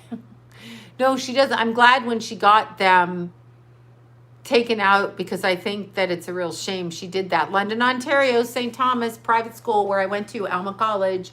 It's burnt down now. No, I didn't burn it down. But I was expelled for threats to burn it down, oddly enough. But it burned down way, way, way years after I was there. I was just a bitchy kid. Okay, Renee Zellweger was a stripper in Hollywood. Okay, so Dennis Quaid. Okay, Dennis Quaid. My nails are fantastic. Vanessa's nails are fantastic. I sent her to my secret hookup so we could both match because we're matchy-matchy friends because that's what we do. We match. You've got one light, one dark, but we've both got blue nails. Doris Day, another April 3rd. You're bringing up all the April 3rds. Carrie Fisher, I can't remember her sign offhand. I know we're twinning nails. Exactly. Peter Falk, right? We already talked about him. That's my Peter Falk story. Ella Fitzgerald, though, at the Money Tree, watching her at night when I was first dating Johnny. That's when I used to drink, oh my God, Kahlua and milk. Disgusting. No wonder, I gave that up. Vanessa Williams, beautiful. Boy George, I like a lot. I love my nails. We don't have In-N-Out Burger in Matt. I know. Well, I'm sorry you don't. Sam Gian, I just missed that. Is Stevie Nicks a witch? Weird Al Yankovic, Catherine Zeta-Jones. Okay, David Bowie. Yeah, David Bowie. Renee was a stripper. Yes, she was. Susan Plachette. I haven't heard that name. Yeah, what? Alan Thicke and John Ritter went to St. Joe's in Burbank. Both of them had rips in the heart or tears or aneurysms, one or the other. And both of them died over there. So maybe we shouldn't go there. I'm just saying. Faye Dunaway kind of creeps me out, but it's because I see her as Mommy Dearest. So, that's not her fault. That's typecasting. I don't know who Misty Upham is. Kevin Costner, I know. Yep. Wait. Chico and the Man. I remember when he shot himself. That was a 70s show, and I was a kid of the 70s, and I just happened to watch that. I was at my neighbor Jamie's, and I remember she told me she watched it, and she told me that I know Red Fox I like too. She told me that he shot himself, but here's the thing. April 3rd. Yes, I know all my April 3rds, but I could tell you a list of April 3rds. Anyway, Freddie Prinze Sr. shot himself and he lived. Robert Conrad, I just instantly pulled his face up right now. Meghan Markle's dad, I don't know. Mickey Rourke was absolutely fan-fucking-tastic in 9.5 weeks, and then something happened to his face, and I'm very sad about it, and now he dresses very strangely, and he's very odd, but if I'm correct, he's a Virgo. Let's look up Mickey Rourke, because that's Virgo, and then he went too far with the face, but I think he had facial injuries. David Carradine, no, David Carradine,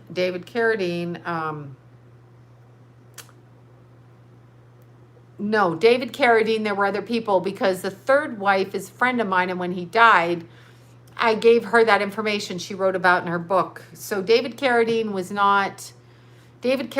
left to die, okay? Yes, exactly. And David Carradine, when I channeled him after that privately for his third wife, he came through and told me shit about his mother and father. Father was Illuminati or Luciferian family, and so that's how that goes in there. There was a lot of private stuff I got. I showed you that. I told you guys that on the other show. Marina Carradine, who's Marina Anderson, okay, is a friend of mine, And she was David's third wife. Now, here's a picture. I happen to have this picture. It was the super cutest picture. She posted it on Facebook, and I snagged it off of here.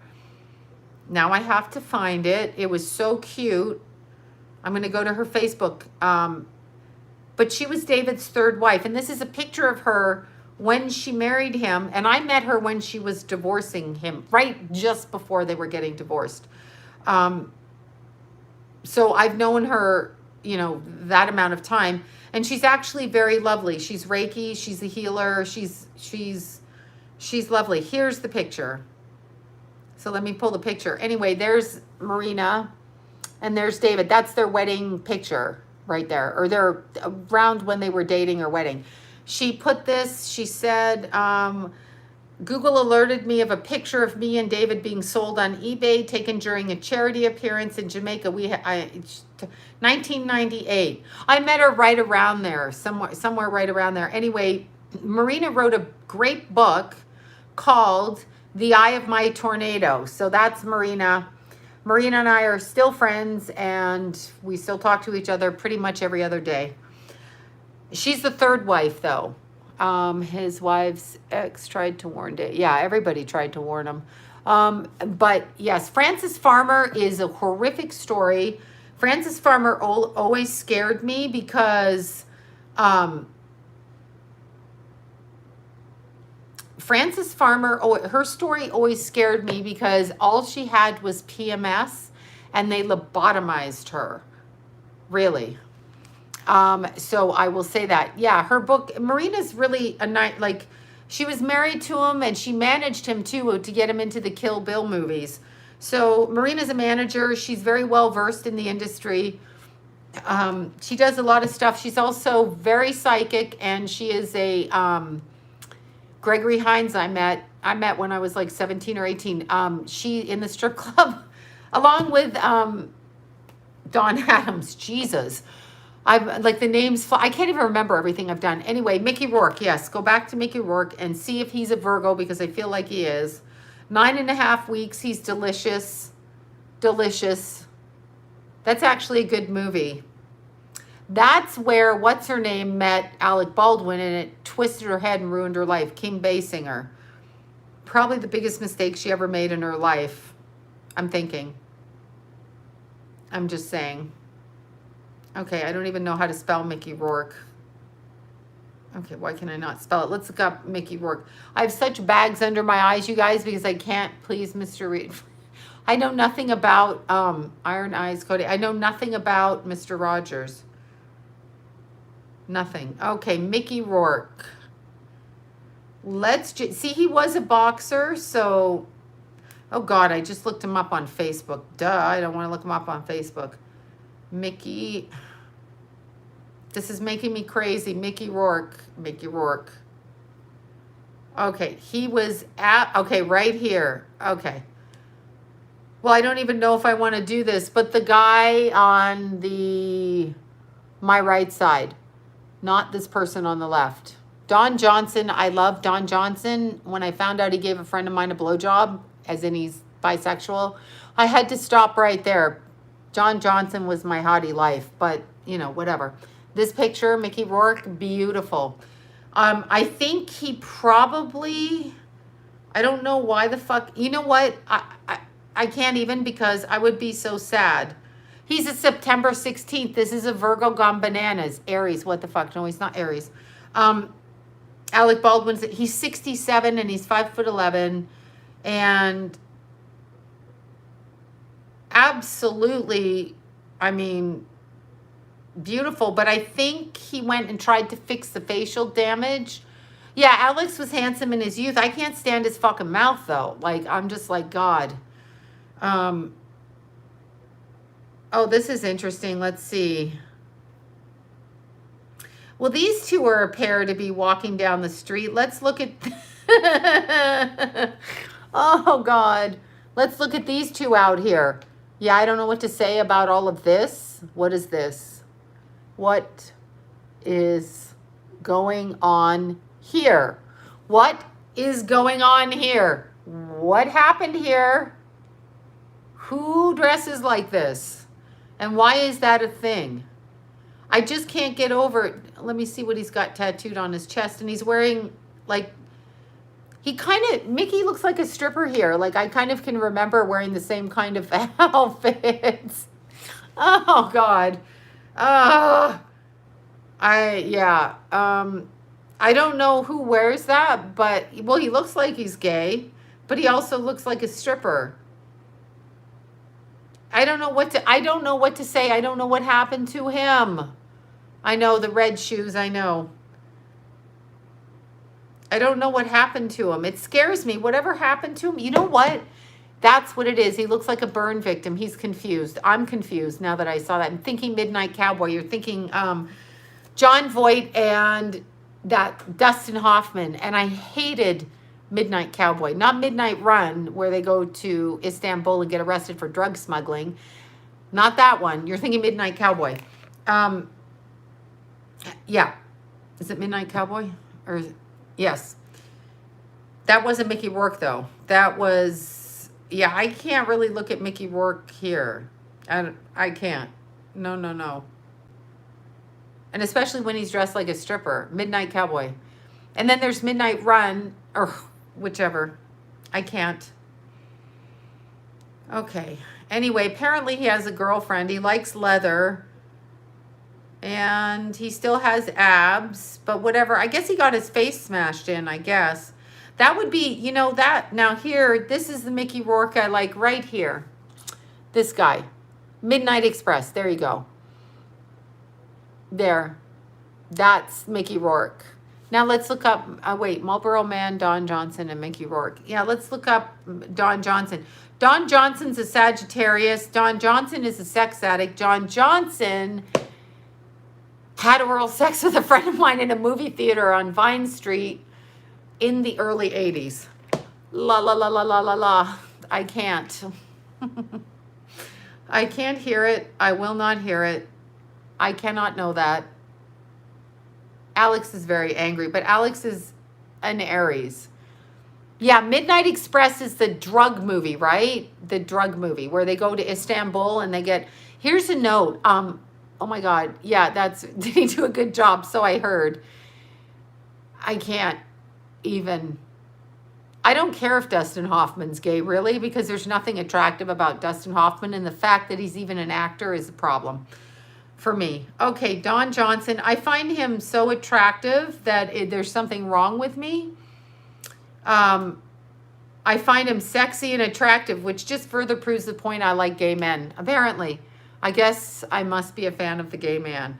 But, oh my God, I'm looking at a Don Johnson who's chubby here. I can't.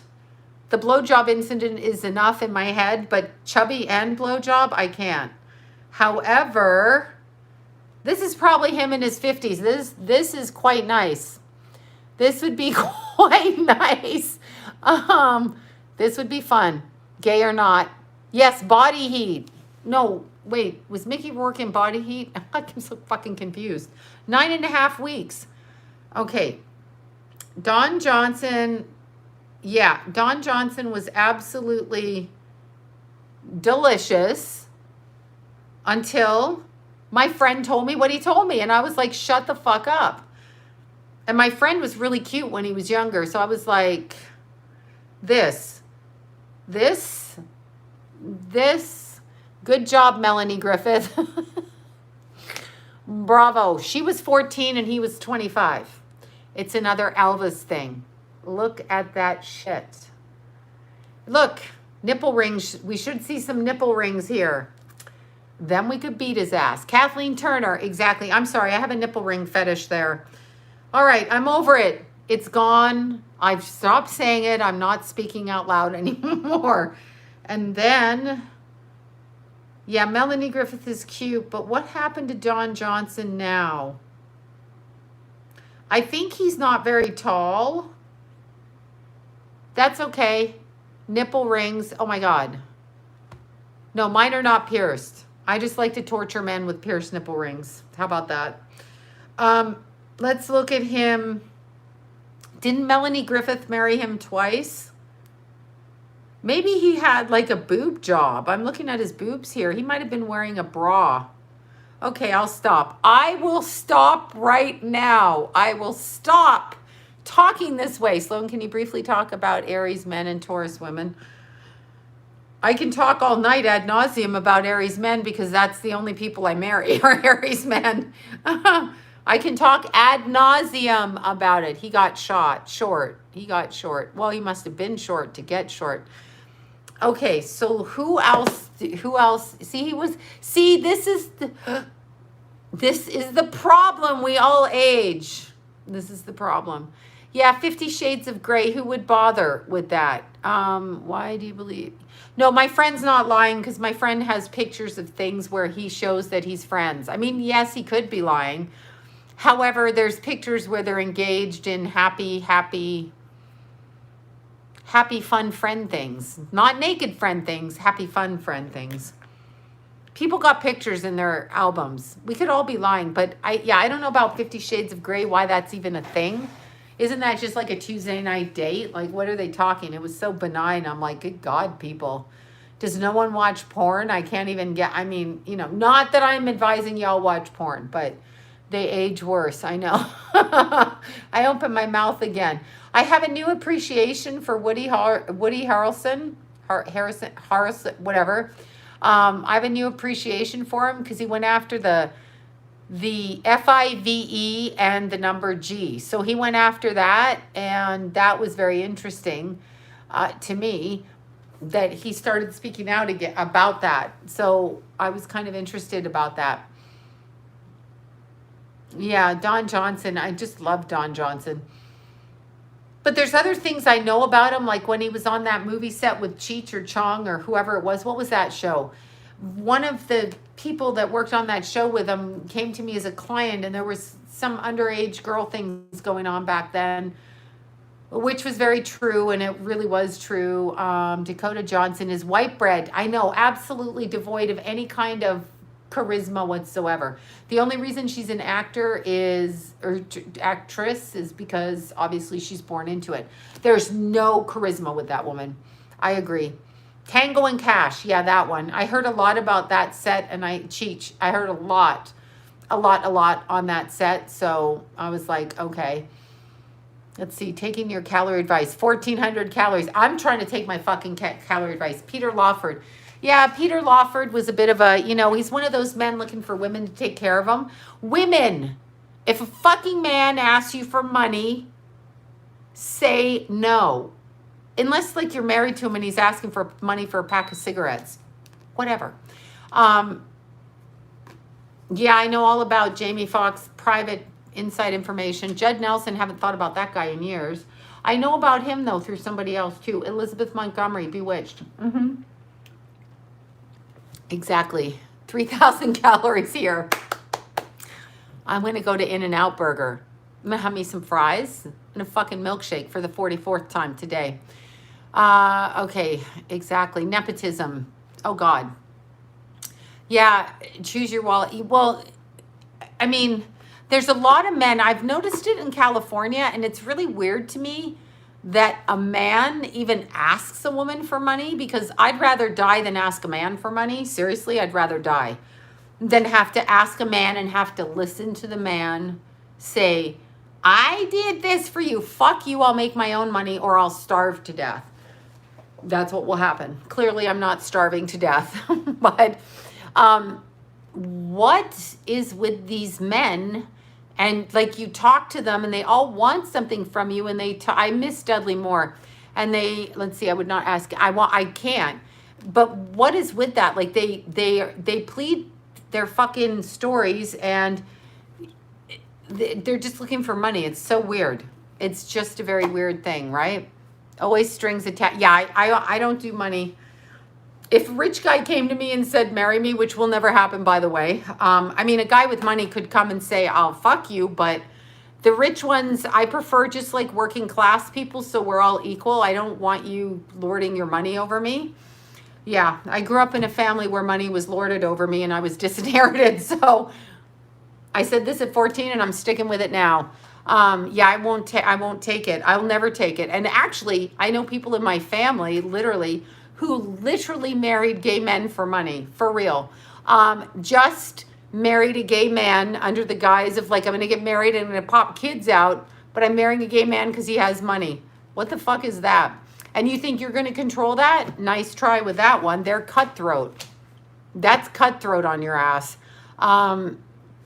Yes, happy birthday, Grace. Oh my God, Grace is a Gemini. Happy birthday to Grace. I don't even know how old Grace is, but happy birthday. I'm going to call her Baby Grace. I know she's an adult probably. They were wrong had they treated you at 14. Yeah, I know. I said fuck you when the money thing. I never took a penny from them, and they still managed to like act like I'm taking something. Never took a penny. Didn't take shit. Did not take shit. No shit from those people. None. Nothing. Nada. No shit from them. Seriously. Yeah, absolutely. No, I can't do it. But when a man sits there and tells you shit, like they need money for this and it's this, it's like, what the fuck is wrong with you? Go get a job. You're a man. I expect men to work. I'm sorry. I guess I'm the opposite of misogynistic, whatever that is.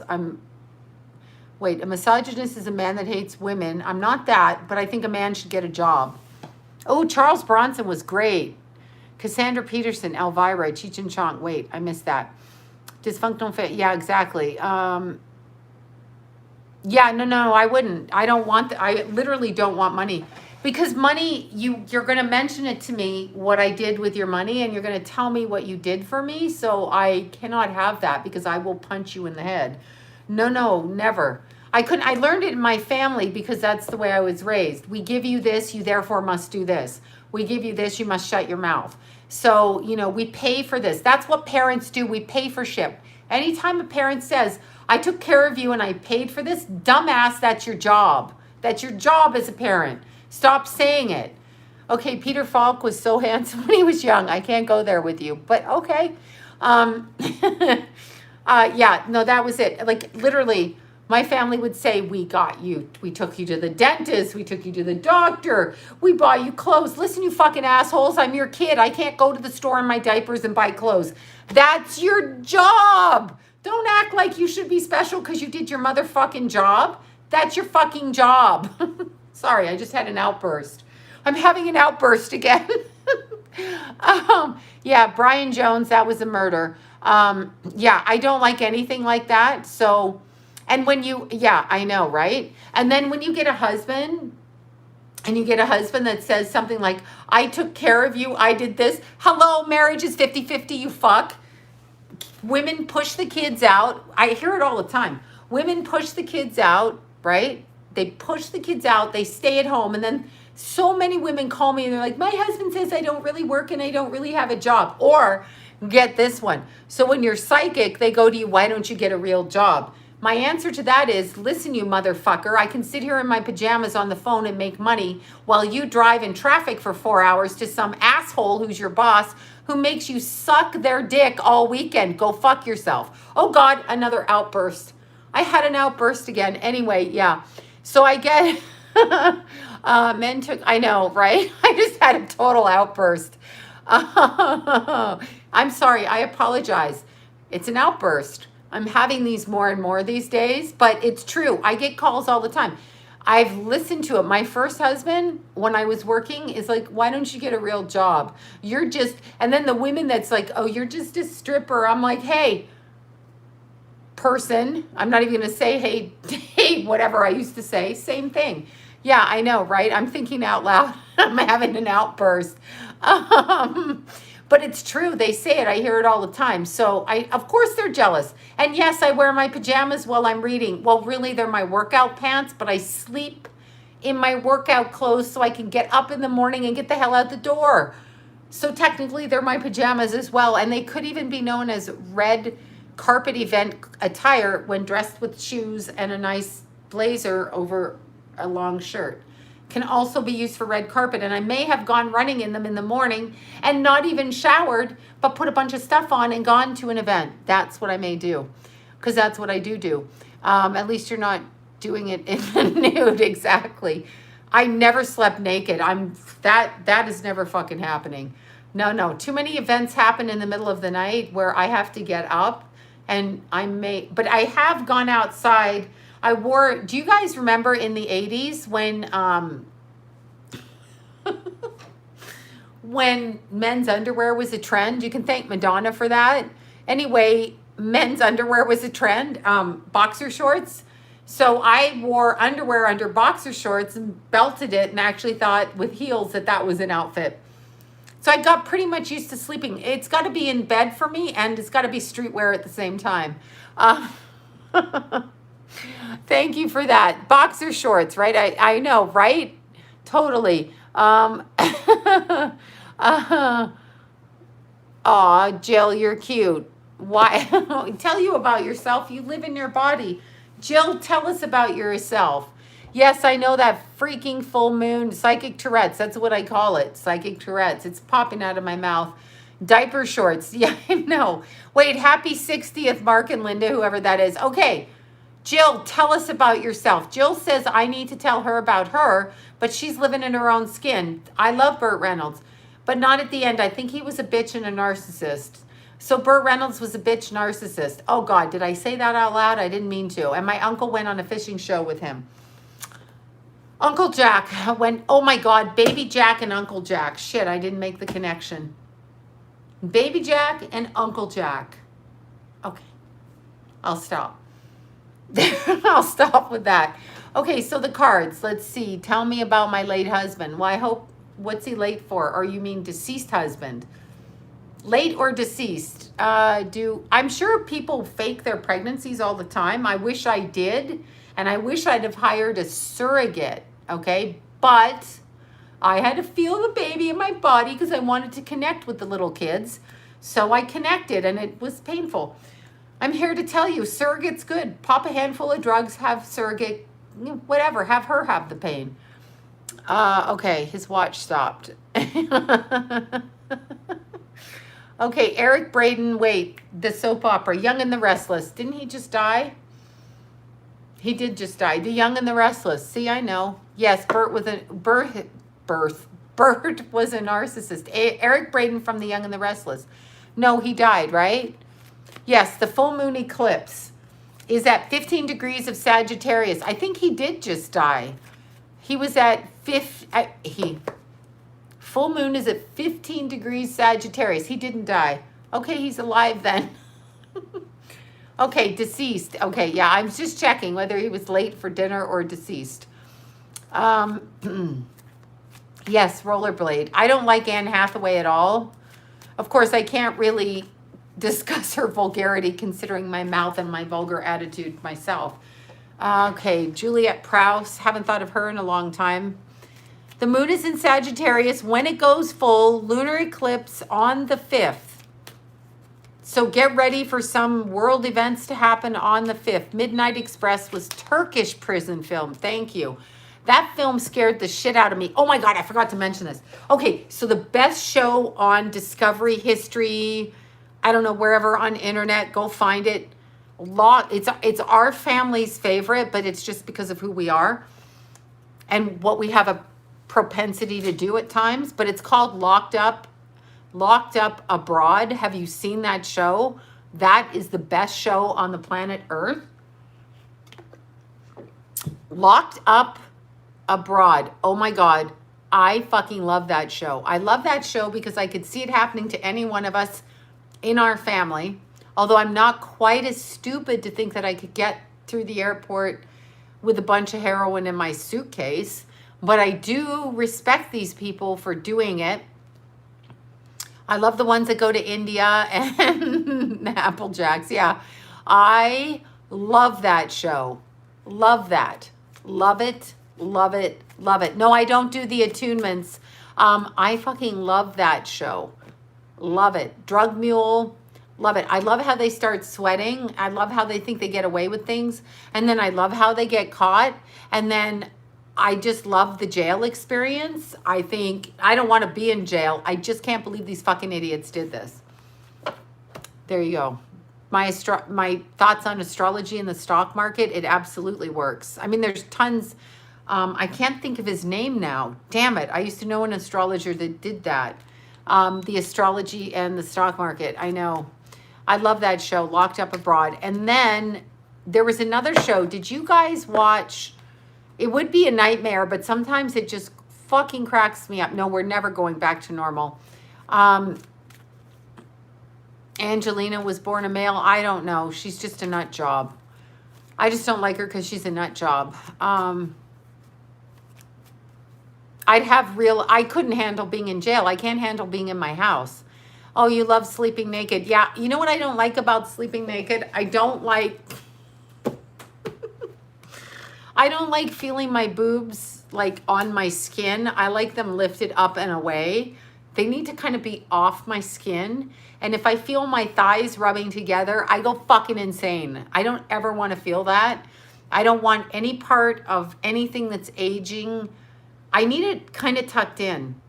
Yes, Don Adams of Get Smart. I told that story the other way. So, yeah, I can't do that because if you've got big boobs and you wear a bra and then you take your bra off, you're going to feel your boobs like on the top part of your stomach. And that just makes me think that I'm Fred fucking Mertz. I do not want to be Fred Mertz. No offense to him. William Frawley from I Love Lucy in his high top pants. I can't even, because like one time when I was running, and let's see, the kids were little. I had a bunch of kids I babysat. So it was Jason and Tanner and baby Keith, and then the 3 kids that lived across the street. Well, the 2 kids, well, there was one kid, his brother was born, and then there were 2 step kids. And one day I came home and the 2 step kids were outside. This is in Burbank. The 2 step kids were outside. They came from the East Coast and it was really freaking hot outside. And they were on the front lawn. And I said, why are you kids out on the front? I can't have my boobs touch the top of my stomach. No. Anyway, that's what happens. Anyway, these 2 kids were on the front lawn. And I said, so why are you on the front lawn? And they're like, oh, well, we're locked out. So I started babysitting. So I had 5 kids for the summer. 6 kids for the summer. Keith wasn't born yet. So no, I had 5 kids. Keith was not born yet. Anyway, so I carted these 5 kids around all summer. I carted them everywhere, to Target, to Starbucks, everywhere. I carted them everywhere with me, okay? So at that time, I was still exercising in the morning. You sleep in a bra all the time. I do never want to feel saggy boobs on the top of my stomach. Do you hear me? Hear me clearly. That's not going to happen. No. They need to stay perky, and I need to see myself when I go by the mirror in the bathroom like I'm a 20-year-old. I do not need to see any kind of old lady fucking shit happening in my mind. So when I'm wearing a bra, I can pretend I'm not wearing a bra and my boobs are where they should be. That's all I'm saying. Okay, so having said that, no, I'm dead serious. But I don't wear I haven't worn wire bras in 15 years. I fucking hate gravity. Look, okay, that's better. I just don't like gravity. I've been known to go swimming in full-on workout clothes. I've not worn a bathing suit in 25 years. I would never wear a bathing suit out in public, ever. When my kids were little, I went swimming in leggings in the pool with people in the pool. I never wore a bathing suit. When they were teeny tiny, but after that, I was like, fucking no, not doing it. I'm not going to have people look at me from behind in a bathing suit and make comments behind my back that I'm going to pick up on, and it's going to drive me crazy. And I'm very OCD, and I can't have that shit happen. So there you go. Studies show bras prevent boobs, strengthen their own tissue, resulting in sagging.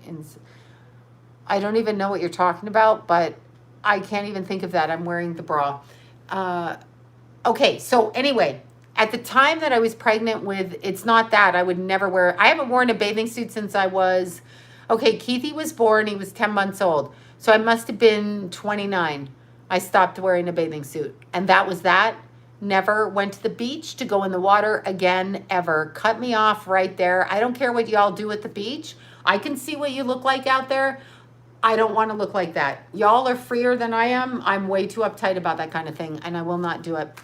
And it's not happening.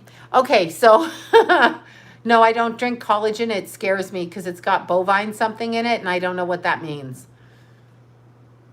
Never. Yeah, I won't even wear shorts. I stopped wearing shorts. I did wear shorts till I was 51. I won't wear shorts now. I figure why do that to people? Then you become one of those women that is in denial about her age. And so, no, I'm not going to be her either. Exactly. Hoofs. That's what my legs were like. I drink vegan collagen. Hoofs. Okay, no, my feet were like hoofs till I got the pedicure. All right. So bovine from cattle. Yeah, I just don't want to. I don't want to drink the collagen. Something about it doesn't sit right with me. Okay. So anyway, at the time that I was pregnant with Keith and I was walking around, maybe it was right after I had Keith. I can't remember. I had these fucking kids in my car all the time. So when I would go out and go running, I had this car salesman guide, a guide from the other side, car salesman guide, okay? And the guide looked like Fred Smirt's stomach. So when I looked at myself in the mirror, I saw this white guy with a beard, hair, pencil pocket protector, and a big belly. I thought I was him. So I couldn't get that image out of my head. So Fred Mertz it is. I can't do it. Yeah. I don't know. I could wear shorts, but I just won't do it because then I would have anxiety about it. Snorkeling suit seems good. Yeah, I know. Exactly. Collagen is, I don't know. Something about the collagen upsets me. No, I had those kids. 5 or 6. Everybody dumped their kids. My neighbor had her youngest son on. Jeff Goldblum is back. He's over here. It's not about the one piece. It's only about the legs. It's only about the legs. Unless your legs are spectacular, fucking cover them up. Mine are not spectacular anymore, so a wetsuit seems good. A wetsuit. No, a bathing suit. Why the fuck would I wear a bathing suit? No. Hell no. I know Jeff is flying around here. See? He's going to fucking manifest over there while I go to sleep. I'm going to have Jeff Goldblum in the house. Fly Jeff Goldblum. What am I going to do? Okay. All right. I feel fairies are real. Mine are okay for 35. Yeah. I think you have body. Yeah, I probably do. But you know what? It's people. When you're young and people attack you, it sticks in your head. So yeah. I don't know how I was a stripper because it gave me great anxiety. So see, I was facing my fears. No, Jeff Goldblum did not die, but there's a fly in my house, and I'm saying that it's Jeff Goldblum. Okay, so, yeah, that summer I had those kids. But anyway, my neighbor, when she had her baby, literally pushed the baby out. Like, he was 5 hours old. This is what was at our door. Knock, knock, knock. And I'm like, no, I'm not wearing capris. Oh, capris, yeah, in the pool I'll wear capris. But now I don't wear capris because the sun is so hot when I'm running. I have to cover the skin up or I get weirdo tan marks on my ankles. That's like a farmer's tan. I can't handle that either. Anyway, she dropped that newborn baby off and I don't think I had Keith. I think Keith was born 4 months later. So I was pregnant and then listen to this, she dropped her new fucking born baby off at our house without breast milk and disappeared. Seriously.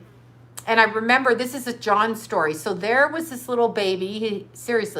He was 24 hours old. He was in our house.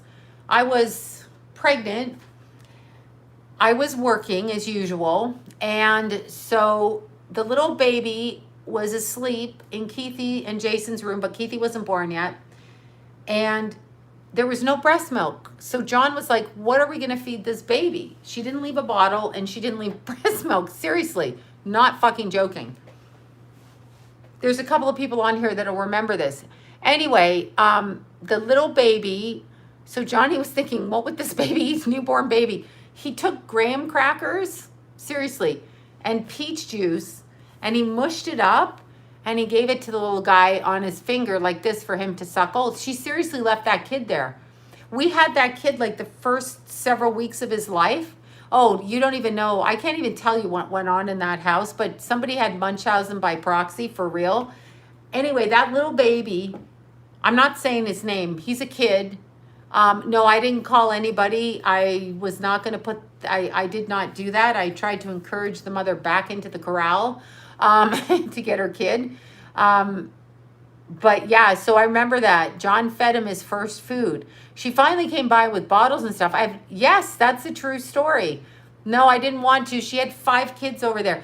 The kids used to she used to call me, and she used to literally say, I'm too short for Bermuda shorts because it takes over my body, or too short legged or high waisted or whatever it is. Anyway, she used to call me and say, can you feed the kids? So Jason was at a party. I think she might have been a prostitute. I don't know. I don't know. She always said she worked for a government organization. I'm not even going to say which one. And I was like, I don't know. I can't figure it. But she literally gave birth and dropped the kid off. Oh, my God. Anyway, yeah, it was the weirdest fucking thing. But Jason went to a party years later and ran into the older brother of that kid. And the older brother says to my son, your mom, because Jason told me this, your mom used to eat way too much macaroni.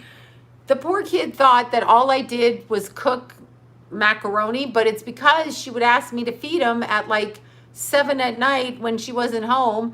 So of course I didn't have extra food. We'd already eaten the dinner. So I used to just make macaroni and cook macaroni, right? That's what I did. So anyway, the kid thought I had a macaroni fetish years later. But yeah, it was interesting. Even the stepkid, it was very strange. No, that's true. Anyway, finally she brought milk because we didn't know if we should give him a bottle or what was that. But I know, it was really good macaroni. But anyway, that's what happened there. Cute little baby, cute face, so cute.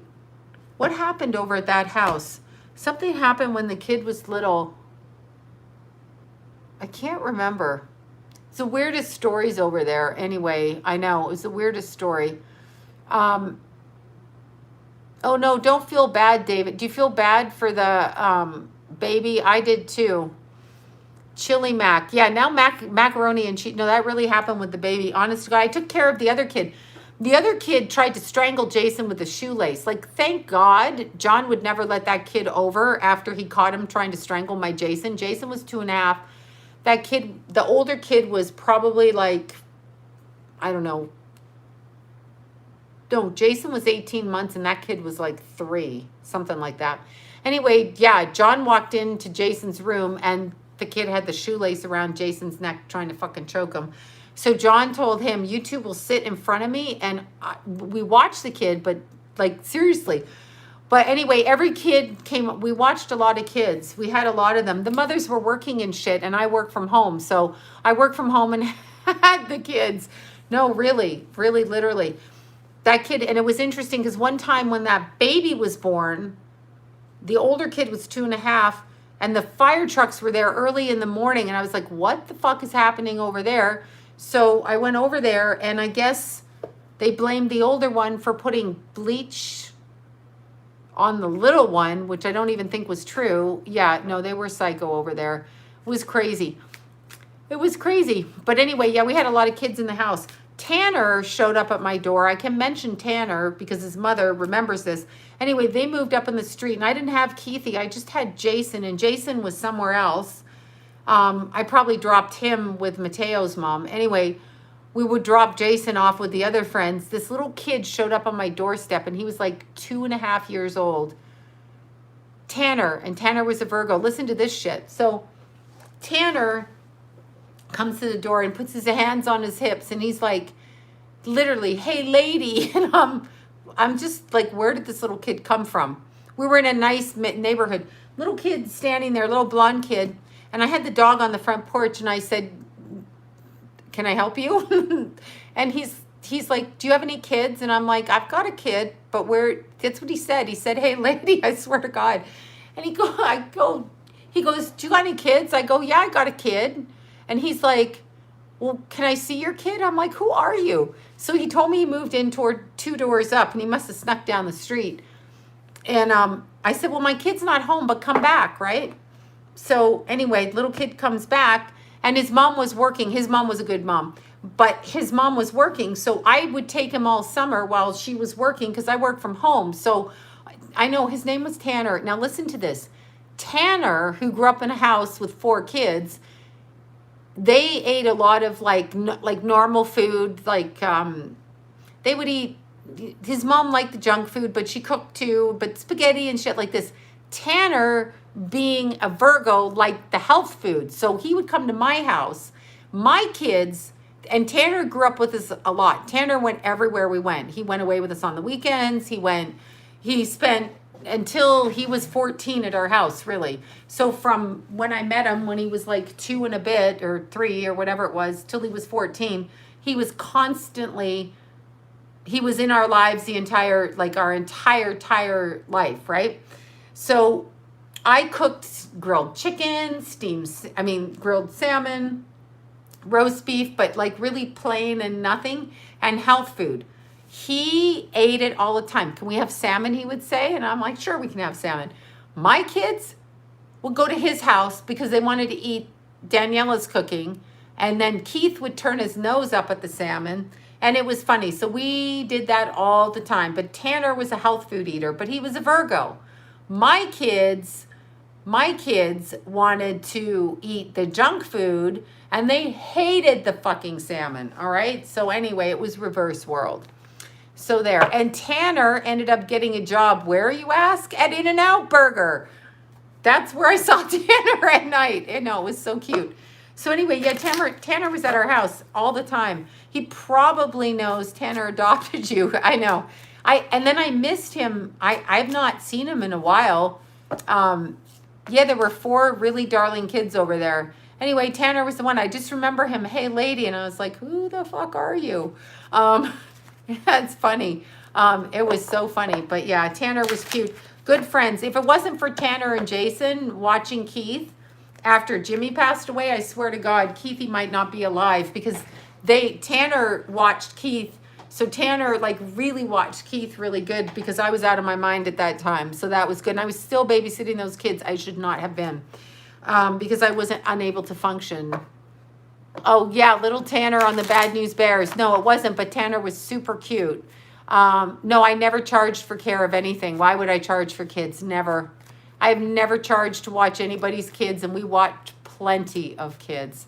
Never once, not ever. All the time. I just took kids with me. Never. I took them on every outing. They went to Costco. We went to the grocery store. They went to the gym daycare. They went everywhere with me.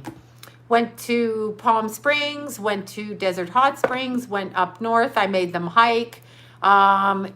Yes, I'm married, for God's sakes. Yeah, that's what we did. No, I would never charge. I don't even understand people charging to watch kids. That's fucked up. If you're a daycare, that's your business. I'm a mother with kids. Why would I do that? No. No. Never. The kids can come and stay. I know. Tanner likes salmon, so I had someone to cook for. And he liked broccoli. Now, my kids love broccoli and salmon. Anyway, yes, I love Tanner.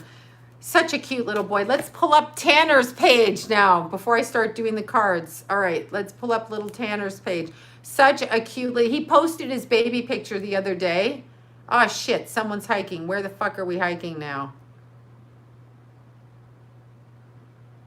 God damn it. We climbed it and made it 4.4. Okay. There you go. Damn it. They're all hiking Mount Baldy today, and I wasn't there. God bless it. I'm going to kill them for not letting me know they were there. Okay. So let's look at Tanner. All right. Let's see. Tanner. Here's Tanner's baby picture. Look at this kid. How the fuck could you say no to this little kid? You could not say no to him. He's super cute.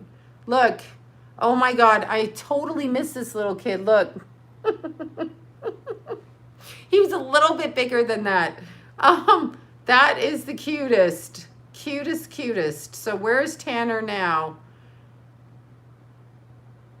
There's Tanner with his little niece right now. That is Tanner. I know, that little face. He was so cute. Such a cute little kid. So darling and so freaking... Now, this is the kid I remember. Look at this. So cute. Anyway, yeah, that kid was darling. I know. Yeah, I know. My little guy... Well, my kids will tell you their life was hell living with me because I was a screamer. I screamed at all of them, including Tanner. Tanner once saved Keith because Keith was in a car seat and I forgot to lock Keith into the car seat. I was absent-minded and I forgot to shut the door, and we turned a corner and the car seat was going for the cement.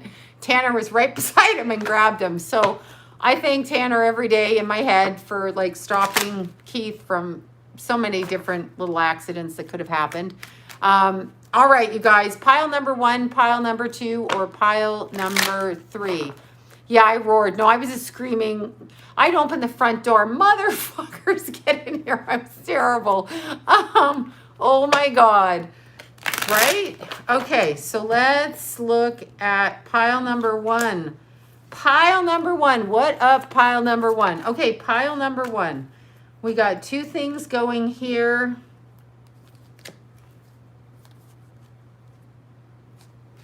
Okay. Pile number 1. Pile number 1. Look at this. Pile number 1. Very interesting. Sudden, unexpected news. Of course, I'm going to say about your work. Sudden, unexpected news about your work or what you do to earn money. Now, this is interesting because it's going to come out of the blue and it's going to come out of nowhere. So this is going to be where you have to take action quickly, pile number 1. Very, very freaking quickly. Because you're not going to have much time to think about it. So make a decision. And I want to say, before you make this decision, it may be an old job that you applied for that's coming back. I want to check when Mercury's going retrograde, because I'm going to tell you, if Mercury goes retrograde in the next 2 weeks, then you might want to really, really check whether you want this job or not, because it may lead you in a direction. It may lead you in a direction that you've been before, and it may not be as they say. So let's just see when Mercury is going retrograde. Okay, Mercury's going retrograde on June 14th. On June 14th. So if this job offer, where are we? We are June 3rd. So we're talking 10 days. Within the next 10 days, I feel like this is going to be around the 8th. So we're in the shadow period, the full moon. This is a job offer that's going to come back, that it has been around for some other time. You've been offered this job before. Be careful with it. Make sure you get everything in writing up front, because it may not be what you want it to be. So make sure that you think about it in a way that you want to, because it may not be the way that you want it to be, okay? Yeah, Rascal Pants' birthday is the 17th. Rascal Pants' birthday is the 17th. All right. The 17th. The 17th. The Rascal will be 9. Okay, so let's look for pile number 1. The naked cards, y'all. I know Rascal Lila's going to be 9. I can't hardly believe it. I know Tanner is darling. He's going to hate me for mentioning his name in that story, but I mention that story all the time to him. All the time, because it's a true story. All right. No, I don't think Eric Braden died. I think I made that up. I just outed him as dead. Okay, naked cards, pile number 1. Naked cards. What are we doing, pile number 1? Naked cards, naked cards, naked cards, naked cards. Oh my God. Super excited, pile number 1. Pile number 1's getting some. This is a sun card. This means there's a good, strong physical connection for pile number 1, okay? Good, strong physical connection. Look at this. They're naked and they're happy. They look good naked. They look good all around. This looks very, very happy. Oh, they're 23 on Rascal's birthday. Awesome. This is a sun card. So your relationships are going very well right now, okay? So this is good. Estelle is texting something over here. Oh no, what is she texting?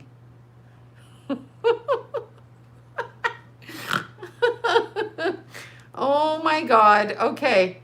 I just have to interrupt our newscast for this little...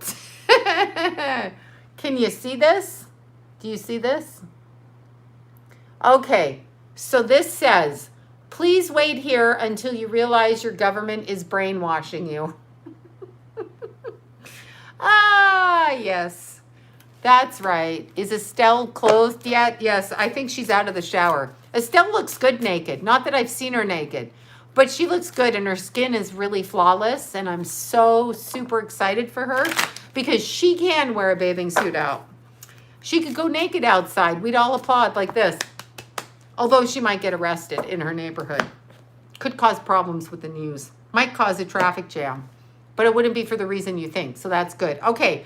And then pile number 2. Wow. Pile number 2. This is very interesting. Pile number 2 is sewing. I know. I'm jealous of Estelle too because she can go out naked. Look at pile number 2. Knight of Swords. Look at this. This is interesting because your suitor, your man, may be a younger man. Look at this naked card. This looks very pornographic, doesn't it? This looks very fun. Very fun there, pile number 1, because it looks like pile number 1, actually, you may turn your eye to another person if you're, yay, someone's like, yay. I do love it, Estelle. Pile number 1, you may turn away from a person who is with you and go to the younger one. So this is what we have. We have pretty good cards sexually, pile number 1. So this is good. I'm happy for pile number 1. I'm 30, my man's 28. That's not really an age difference. Just letting you know. Okay, pile number 2. Thank you for that. Pile number 2. Where is he? I don't know. I'm waiting for the younger one too. Pile number 2. I love salmon as well. I said number 2 right now. My dude is 5 years younger. That's okay. Your dude. My dude is 5 years younger. That's not really an age difference. I'm 53. My hubby is 40. Now, I'm talking about that. I'm 30. My woman is 53. That's fabulous. 30-year-olds. All righty. Good for you. I can do 5 years younger. I can go 20 years either way. I'm okay with it. Yeah, I'm okay with everything. All right. My granddaughter just turned 9. How cute. I love the 9-year-olds. Drop the mic. Do you mean drop the trunks? I can't do younger. Geez, the booze is good. All right, pile number 2. I digress. Pile number 2, pile number 2, pile number 2. Pile number 2, immediate travel for pile number 2. Pile number 2 is deciding where and when to go. Pile number 2 is deciding financially where they can go and how to go on a trip. So pile number 2, this is all about a trip, okay? Thinking about where to go, how to get there, and what you're going to do. So pile number 2, I feel pile number 2 has some kind of an event they're going to and a trip and doing something along these lines. So pile number 2 is on their way to do something, either somebody's wedding, somebody's event, somebody's christening, somebody's funeral, whatever it is. So pile number 2 is on their way to do something along those lines. It's an emotional connection to a female in the family, pile number 2. So you have this coming up. It's a trip. Now, I feel that you want to take this trip before Christmas. For some reason, Christmas, December shows up. So this is something you want to do, okay? And you're deciding, should you go with work? Can you travel? What can you do? You're going to do it. Pile number 2. You have to do it, and you have to do it before Christmas. So if this is visiting an older relative, it's because they're not going to be there after Christmas time, and that's what you're going to be doing. So pile number 2, that is what you are going to do. That is what you're going to do. I don't know. They say age isn't important if it's a good match, but age is important if somebody can't keep up energetically or stuff. I'm going to disagree with that. I'm going to say that God, I thought you said, I'm going to say Sloan looks 53. I was going to be like, fuck you, Mary. I am 53. Fuck you. But thank you. It was 35. Dyslexia. I was like, fuck off with that. Oh, well, I am it. My wife is 62. I'm 50. Yeah. And she picked pile number 2. You guys are traveling. Yeah, I don't know. Let's see. I think when I'm 60, I have to do younger because I'm not attracted. I'm attracted either way. Either way. It's the person, really, but it's, yeah, I don't know what to say. I'm 57. The new hubs is 42. Well, there you go. Yeah, you look 37. Great. 37's good. I'm glad. I've only ever been with older men either. Well, my first husband was older, but only by a year. Usually 21 or to 25 years older than me is always what I've done. That's right. Don't be judgy, you bitches. Okay. Fucking judges. Oh, I'm sure you're after him for money. No, bitches, I'm after him for his dick is what I'm after him for. That's right. That's correct. If I marry you, it's because you can do that. No, I'm saying when I was younger, I got, people that were like, oh, your daddy issues. That's true. Except my daddy was like much, much older. But if I wasn't adopted, my daddy would probably be the age of the men I married. However, I was adopted with a man who was in his 50s when I was adopted. So, yeah. Exactly. I'm 68. My husband's 29 is 57. Well, there you go. There you go, all you age differences. Age differencers. Age difference people. I'm 65. Hubby is 49. There you go. There you go. And there you go. That's it. Well, I got called gold digging whore by a family member when I married Johnny. And turns out that they're the gold digging whore. Oh God, did I say that out loud? Yes, I did. And I fucking meant it. Yeah, that's how we get along at our Christmas dinners. All right, so fuck that. Don't call me that shit. I ain't taking shit from shit. There you go. All right. So I know, right? And by the way, if you marry somebody, here's what I'm going to say. I'm pulling your sex cards, pile number 2. If you marry somebody with an age difference and your family speaks to your new spouse that way, just because they can't handle their parents marrying somebody their age, that's their fucking problem. And the parent, I'm 30, my wife is 93, true love. Okay, sarcastic. The parent needs to say to their bitch child, shut your fucking mouth, that's my new wife. But they don't, and that's a problem. Anyway, turns out that it was projection from somebody who was a gold digging whore. Oh God. I mean that in a very nice and loving way. I'm sorry. Okay. Yeah, I'm stuck with a vibrator. Yeah, I hear you. Sometimes I like to date the vibrators because, sometimes the man watches the football and shit. The vibrator, 5-10 minutes and you don't have to talk to them. Kind of okay. All right. I'm sorry. I'm an asshole tonight, right? I just turned 50, but my hubby's 47 and Nack's 15. Rod Stewart, strange women that could be his granddaughter. Yeah, well, I am actually younger than John's daughter. So, that was offensive to the whole family. But still, I don't think I should have been called gold digging whore. I just don't think so. Number 1, there was no gold to dig. Number 2, I'm not a whore because I would have kept dating while I was married. And number 3, shut the fuck up. Anyway, right? Exactly. Exactly. Especially when they do what? Oh, yeah, that's right. Remember I was saying the beard marriages for money? Yeah. When you do shit like that, I don't think you should open your fucking mouth. Just saying. Just fucking saying. All right. So, having said that, pile number 2. Back, I was older than his mommy. Exactly. Totally get that. Oh, no, they never apologized. I'm still a gold digging whore 33 years later. That's right. Fuck off. Exactly. That's right. Eat shit. I know, right? I'm sorry. I am having outbursts tonight because it's a full moon. 33 years. You heard it correct. 30 fucking 3. And I was married before that. That's right. For some reason, I thought marriage would work for me. And I'm here to say that I don't think, the whole family talked to me like that. I know it's called jealousy and it's called, very lucky that I just said publicly what she is. I have Tourette's. I just have Tourette's. No, it's interesting because when I look back on it, I would say if you're going to marry somebody and they don't accept you in the family, run like fucking hell from the marriage. Seriously. Run like hell. Run like hell. Get the hell out of that family because you're stuck with these people and they will fuck you up. They will fuck you up. Yeah, I don't know that marriage is a good thing.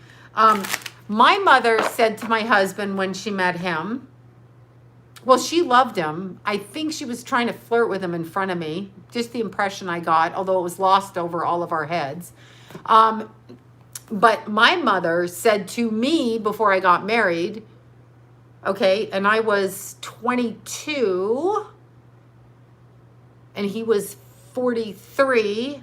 She said to me, I'm going to pull your cards, pile number 2. I just digress. I don't know why I'm confessing this. She said to me, oh, God, this is her talking to me. You are going to bore him to death. Okay? Are you fucking kidding me? He had a house full. I don't know who my dad is. Well, my dad was my dad, but he'd be 105 now. No, that's what my mother said. She said I would fucking bore my husband. You'd have to ask my husband that because I don't think he was fucking bored. He may have been pissed off a lot. That's what she said. She goes, you'll bore him. Well, what do you have?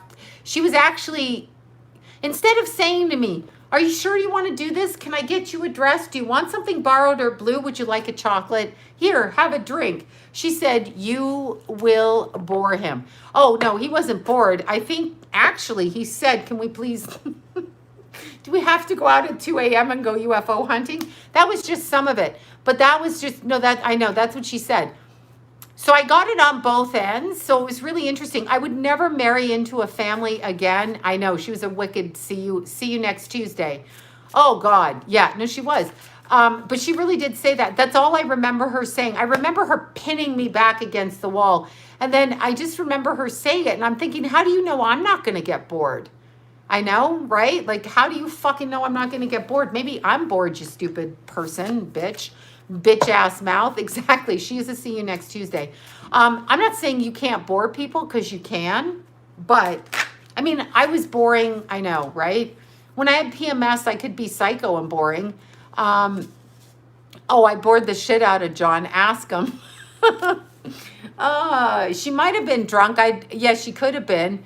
Yeah, weird, right? But anyway, yeah, no, it was interesting. But if I were going to get married again, which next life I'm never getting married, I think I'm going to be a man. I'm going to be like one of those men that runs free and doesn't ever commit, ever.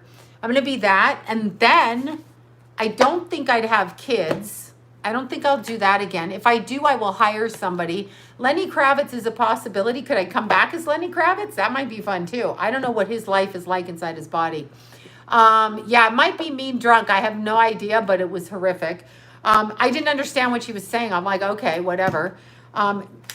You know, meanwhile, after dinner, we went out to the strip club again, you know, for working and stripping, but whatever. Not her. I'm talking John and me. But if I were going to get married again, I would say unless the family accepts you, and if they're stepkids, for God's sakes, don't marry into a family where they don't accept you. You will be fucked. You will be blamed and fucked your whole marriage, and it will never get better. They don't like you. Step away from it. You will never make them like you. So just step away. Yeah, Tupac. Ooh, Tupac would be good. I love Tupac's face. Something about his face and his nose is just really interesting. Yeah, I know. I'm trying not to come back either. Yeah, too late. I'm probably on the list for coming back. Right? No, I would never do it again because they just blame you and then you get blamed and then you get scapegoated and then, yeah, it's not good. And then the other side of the family blames you to your own kids. So this is a lot of the problem in our society is people in families that don't keep their mouth shut when it comes to their own kids. Yeah, she was boring. That's right. When they don't keep their mouth shut towards their own kids, like fathers and mothers that say stuff against their kid partners, just shut the fuck up. Never, never, never talk about your kids' lovers, girlfriends, husbands, wives, or kids. Shut your mouth about it if you want your kids in your life, really. And don't be the one that causes that division. I don't understand why people do that, why they think that. What's so amusing to me is I've talked to some fathers that will tell their sons shit about their girlfriends. And I'm like, so you think your words about your girlfriend, about your son's girlfriend is going to mean anything when he's sleeping with the girl? Ain't never going to mean nothing. Wait, I like Tupac too. Okay, wait, I missed that. Okay, so card for pile number 2. Look at this pile number 2. Pile number 2, you're traveling to wherever it is, okay? Wherever it is you're going and traveling, you're going as a family, but look at this. You have to kind of sneak off for your romantic stuff. Your romantic stuff is going to be coming in through the family, okay, through the family situation, through the family setting. You're going to have to sneak off to get your sex life because you've got the family stuff going on. But you are traveling, and you are traveling back for something, right? So there you go. There you go. Right like this. This is good, but you've got to make attention. So pile number 2's got to make an effort to connect romantically to their partner. Sneaky sex life. It could be with the neighbor's husband, but whatever. I'm not judging. We're not judging over here. Could be with the neighbor's husband, right? Oh, traveling to pick up a kitten. How cute. That's super cute. Yeah, sounds sneaky, but because if family's around, maybe you can't like just have sex on the stairs or the kitchen counter. I always wonder when I go into people's houses and I sit at their kitchen table, I'm like, I wonder what's gone on here. What's gone on here? Just saying. Wonder. I should model for those cards like that. I know, right? My son told me, Mom, I didn't pick her for you. That's exactly. I don't know why any parent ever speaks out. I would never speak out, even if I hated the people my kids were with, which I do not. I would never speak out against their lovers ever for any reason whatsoever in any way, because I wouldn't see my grandkids. I wouldn't be connected in their life. And why would I have to need to be such a control freak to say something that horrible to my own family members ever? I will not do it. I had comments from what I married into, and those people, all except for my stepson, Jimmy, never said a bad word to me. Don't know what he said behind my back. Never said a bad word to me. The kindest, nicest person in that family, never said one wrong word. The rest of them said callous, catty, shitty ass fucking things the entire time. While you cook dinner for them, while you look after their family members, while you take care of them, a bunch of bitches. So I would never do it. Not mother-in-law type, never. It happens. Believe me, I hear it 24/7. I just heard it this morning. I just heard it just so fucked up. So fucked up. That no, not me. Everybody. I keep saying shit. No, don't feel sorry for me. I'm over it. I speak up. I spoke up against it, but it's wait, I have daughter-in-laws. I'm going to say something. Oh, I would never speak. I love them. I just embrace them and hug them. I don't care what they do. It's not my business. Not my place. If my sons are sleeping with them, that's who they choose, and I have no business in their business at all. And I won't do it. I will help them when they ask. I will be there. And it wouldn't matter who. It wouldn't matter if my kids were gay, straight, upside down, purple, married to a kangaroo. I don't care. I'm just going to do that. That's all I'm going to do. That's it. Everything else is none of my business. And the one thing I don't want to do is alienate my family, and I'm talking my kids, from me when they're making a choice and learning their stuff on their own. Ever. Never. They may not be nice to me still. There may be problems, and I may, bother people, but I'll never say a word against it. Never, never, never, never, never. I learned. It will not be said to my kids. Will not. Will not. Nada. Not. Because it was so fucking awful to listen to when you know that it's, my mom hates everyone I date. Yeah. And my dad. Yeah, I don't. It's none of my business who my son picks. He'll figure it out. I'm there for him if he needs me. Not my job. Not my job to tell another person what to do.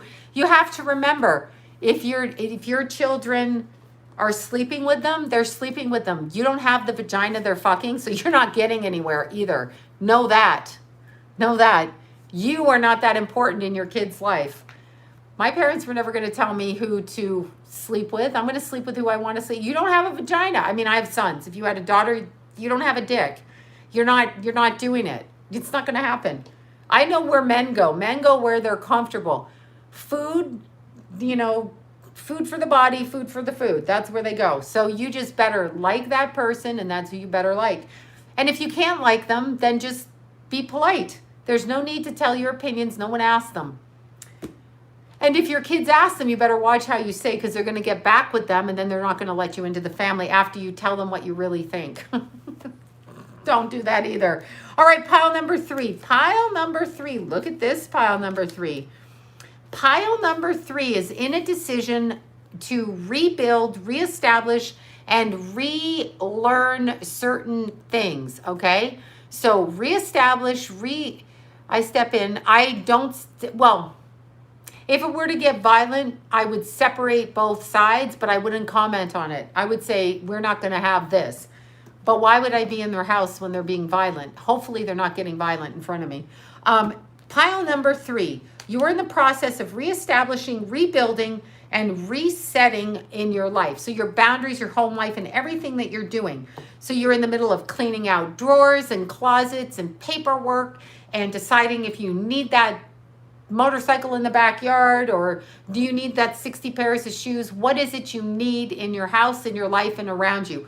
You are reestablishing everything, and energetically making a decision to put it back into order for yourself. So this is what you're still trying to do. I never commented when mine were teenagers either. I stopped commenting as soon as they started having sex, and I can't control it because I'm not going to win. I'm not saying it. Seriously.